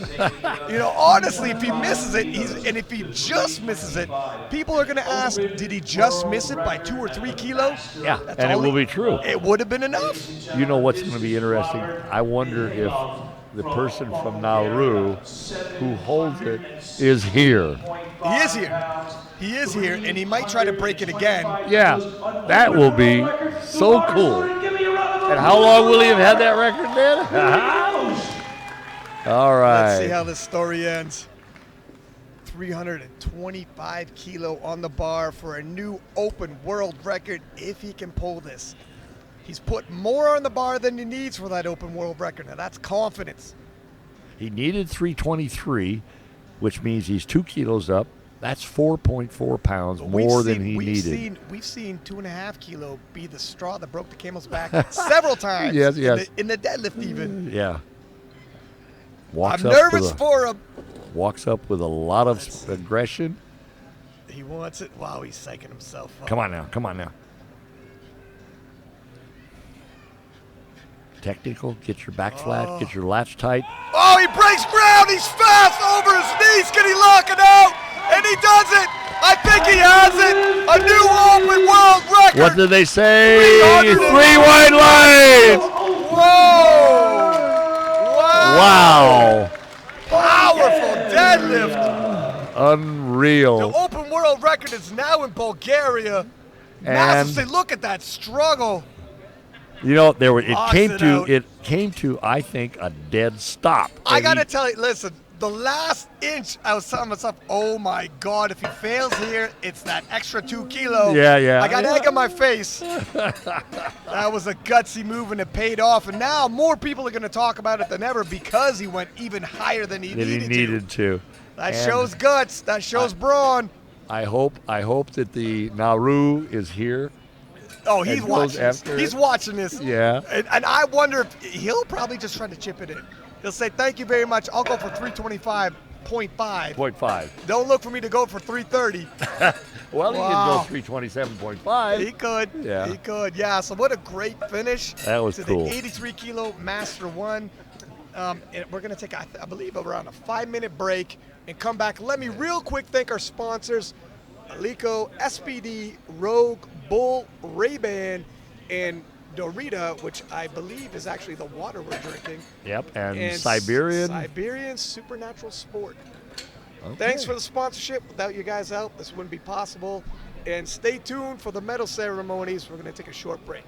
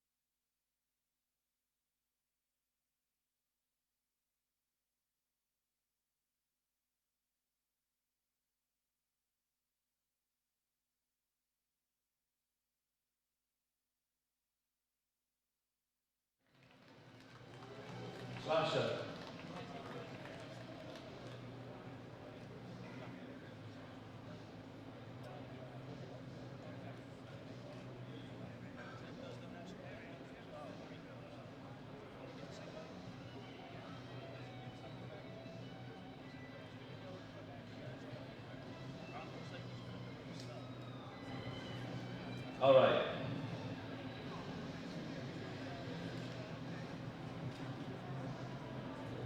Here we go. First, ladies and gentlemen, the two presenters for the medals presentation for this session. First, we have the president of the Asian Powerlifting Federation. Big round of applause for Farshid Soltani. And ladies and gentlemen, also handing out the medals, the president of the International Powerlifting Federation. He hails from a very small country with a big heart. A big round of applause for Luxembourg's own Gaston Pillage.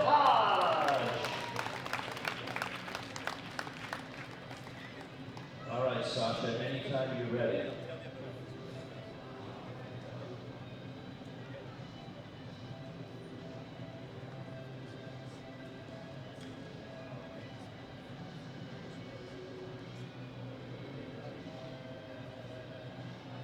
Here we go. 59 kilo weight class, Masters 1 category.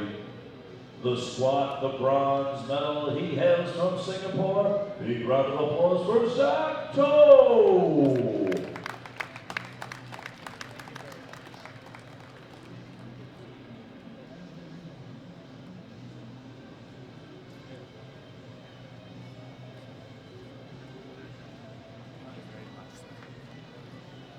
Silver medalist from Sweden, Thomas Wolfeld.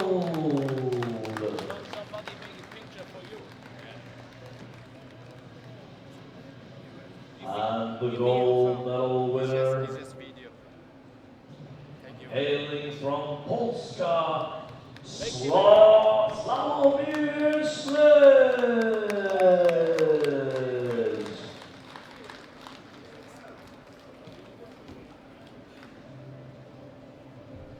All right, let's get some photos.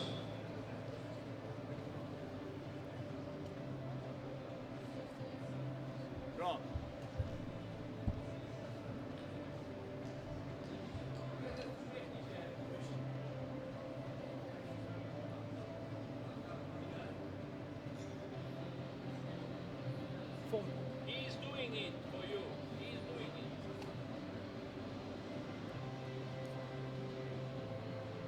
All right, thank you. Gentlemen, you may step back now. Bench press. Bronze medal, France, Benoit Anjin. Silver medal, Singapore, Zach Toe.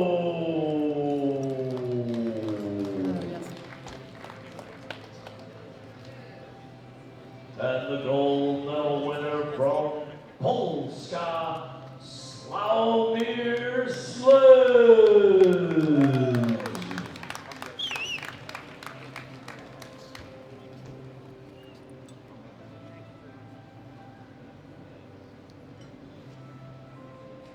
Photos.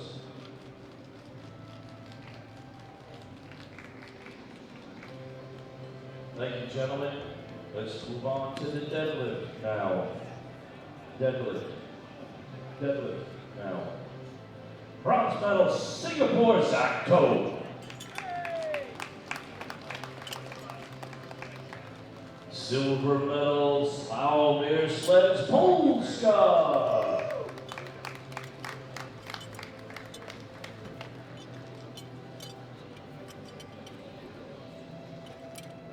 And the gold medal winner from Sweden, Thomas Wolfeld.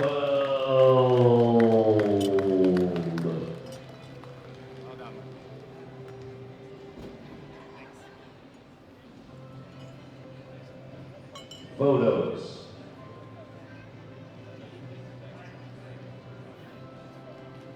Thank you, gentlemen. You may step back now. Let's move on to the total category.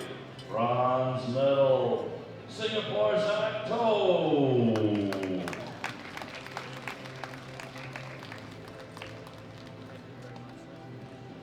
Silver medal, Sweden, Thomas Wolfeld.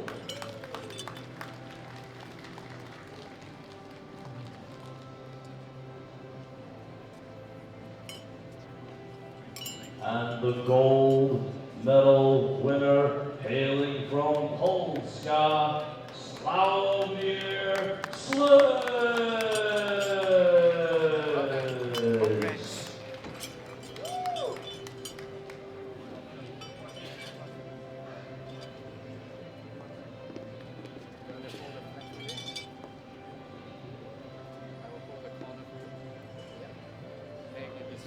Ladies and gentlemen, please stand for the Polska national anthem, Polish national anthem.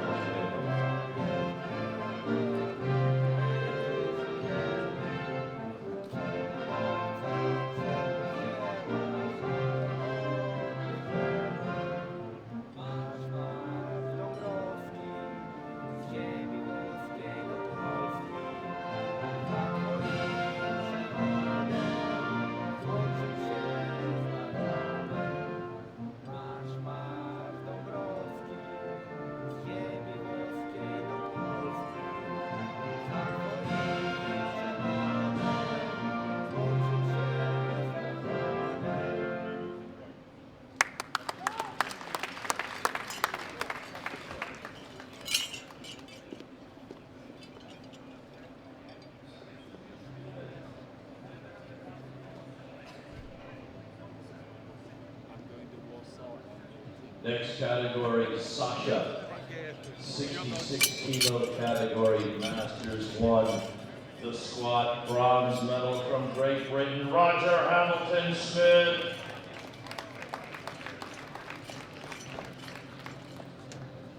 Silver medal, United States of America, Michael Cagliola.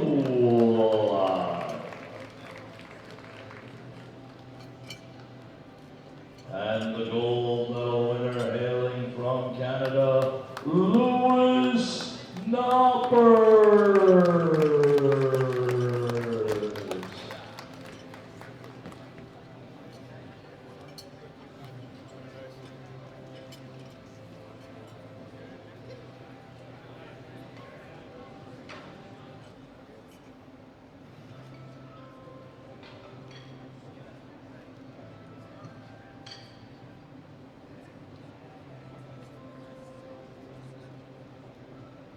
Thank you, gentlemen. You may step back now. Next category, bench press. Bronze medal winner, hailing from Sasha, USA, Michael Cagliola. Silver medal, Canada, Louis Knoppers.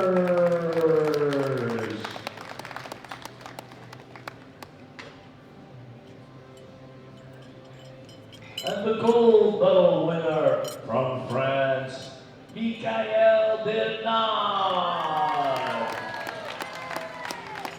Play the end.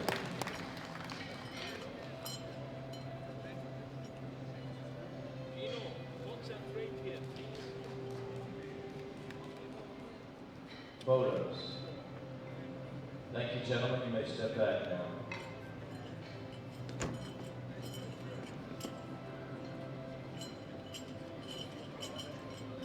Moving on to the deadlift now. Bronze medal, Great Britain, Roger Hamilton Smith.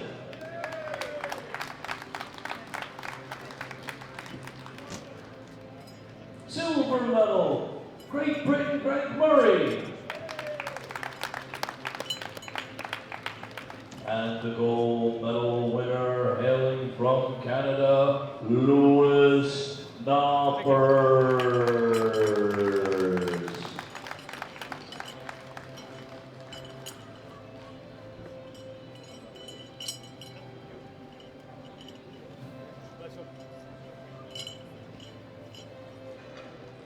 Photos.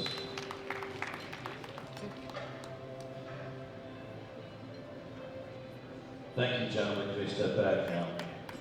Total category. Bronze medal. Come on back. Great Britain, Greg Murray.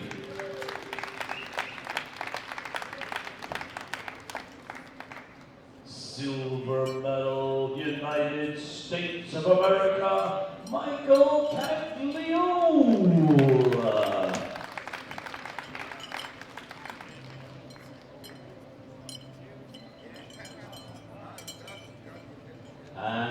ladies and gentlemen, the gold medal winner with all recipients getting a gift bag from Siberian Health.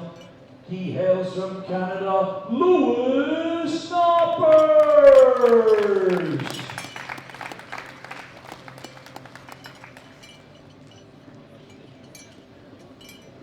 Ladies and gentlemen, would you please stand for the Canadian National Anthem.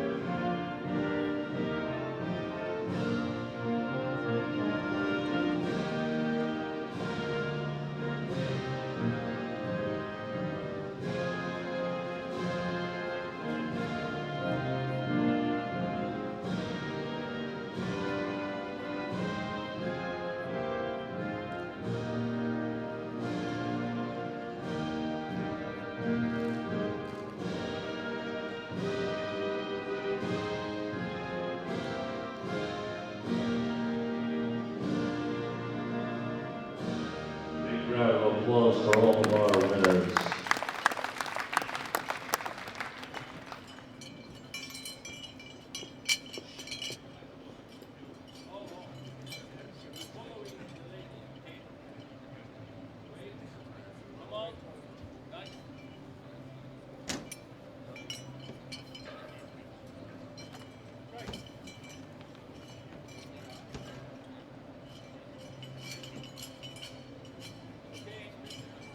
All right. Ladies and gentlemen, please give me a big round of applause as our athletes get escorted off the platform.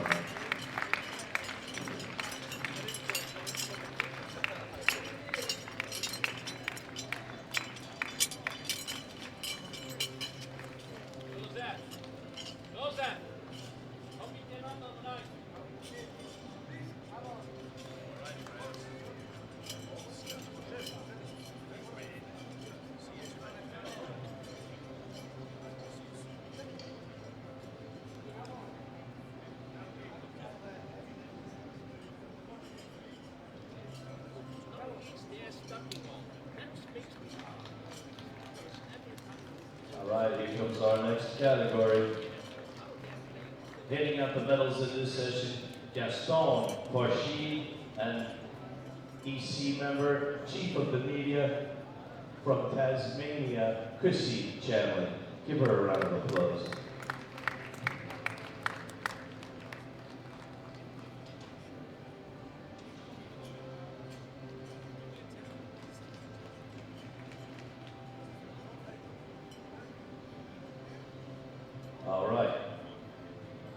All right, Boris. Sasha, anytime now.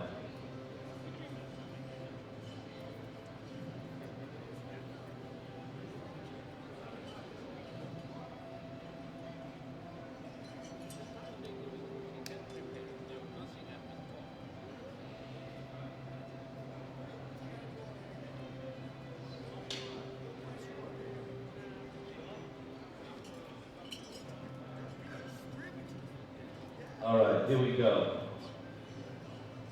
74 kilo weight class masters, 1 squat, silk bronze medal, Netherlands, Denzel Vergod.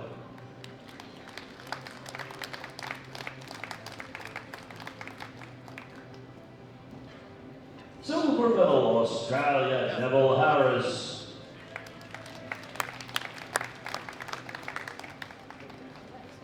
And the gold medal winner from Norway, Joran Langseth.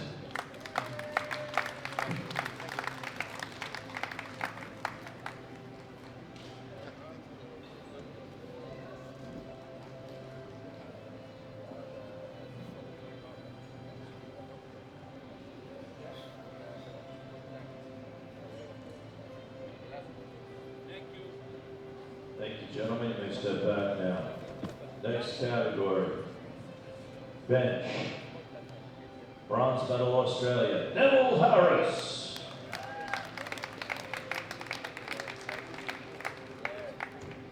Silver medal, Netherlands, Denzel Brugad.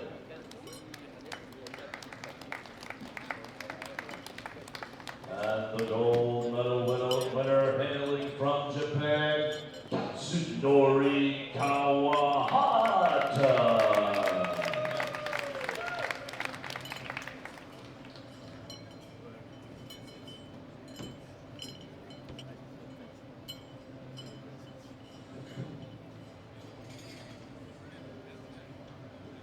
Photos.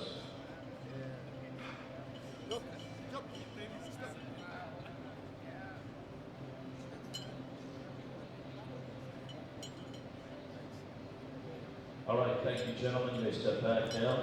Let's move on to the deadlift. Now, bronze medal hailing from Polska, Rafał Pawłowski. Silver medal hailing from Finland, Timo Heiskanen.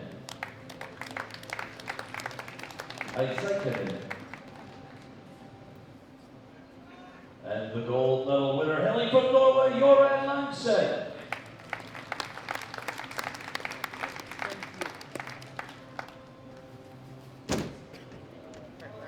Wow. Photos.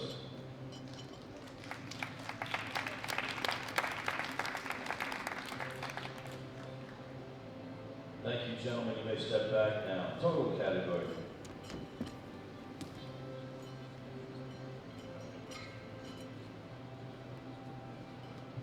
Total category, Australia, bronze medal, Sean Muir.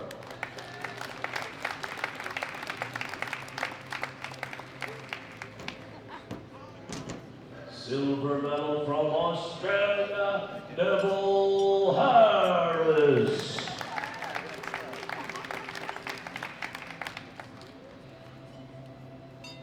And ladies and gentlemen, the gold medal winner from Norway, Göran Langseth. All lifters receiving a gift bag from Siberian Health. Thank you.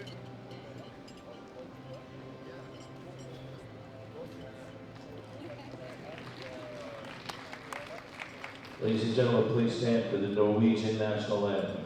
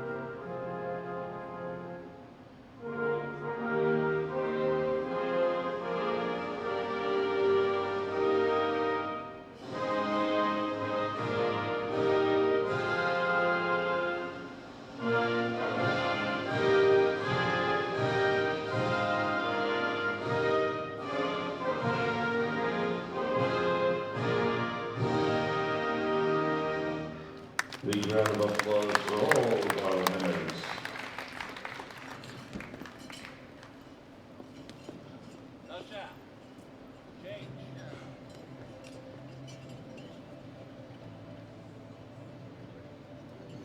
All right, 83 kilo weight class, Masters 1, squat, bronze medal, Great Britain, David O'Brien.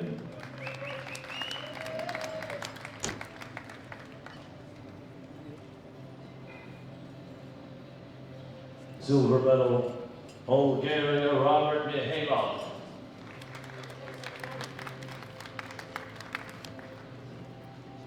Gold medal, France, Andre Jeffrey.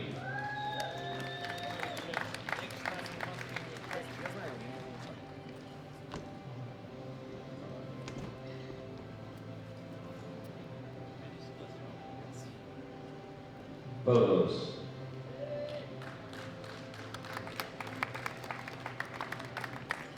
Thank you, gentlemen. Next category, bench, bronze medal. Robert Mihailov, Bulgaria.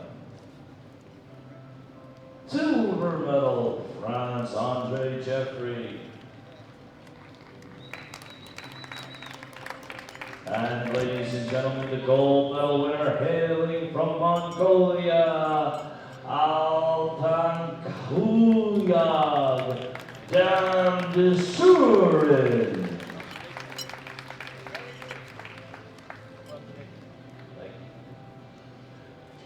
Photos.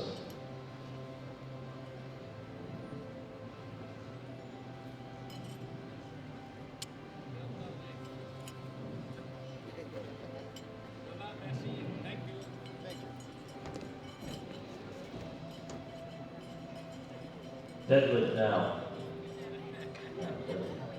Bronze medal, Egypt, Mohammed Marie.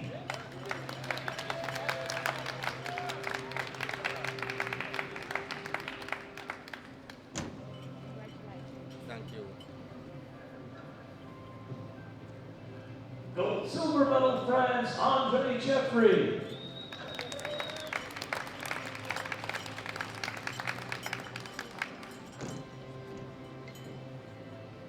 Gold medal, Bulgaria, Robert Mihailov, with a new open world record in the deadlift.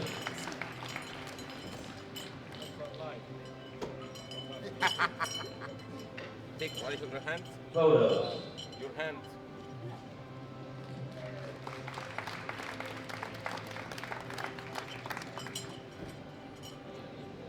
Total category. Bronze medal, Mongolia, Atakuya Damdisurin. Silver medal, France, Andre Jeffrey.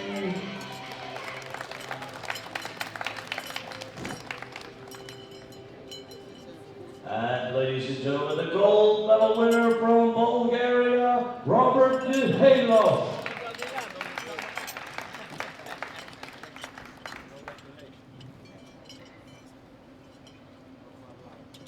Ladies and gentlemen, please stand for the Bulgarian national anthem.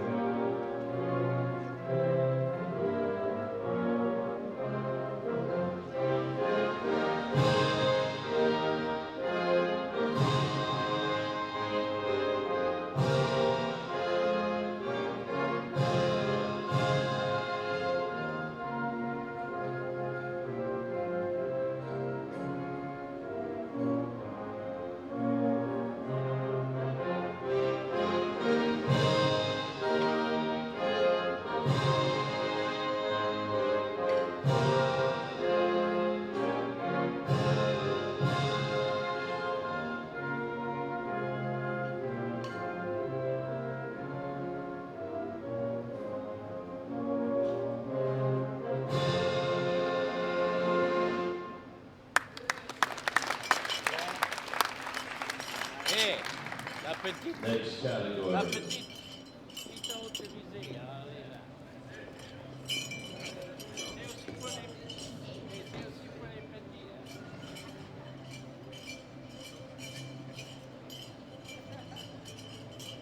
93 kilo weight class masters 1 squat.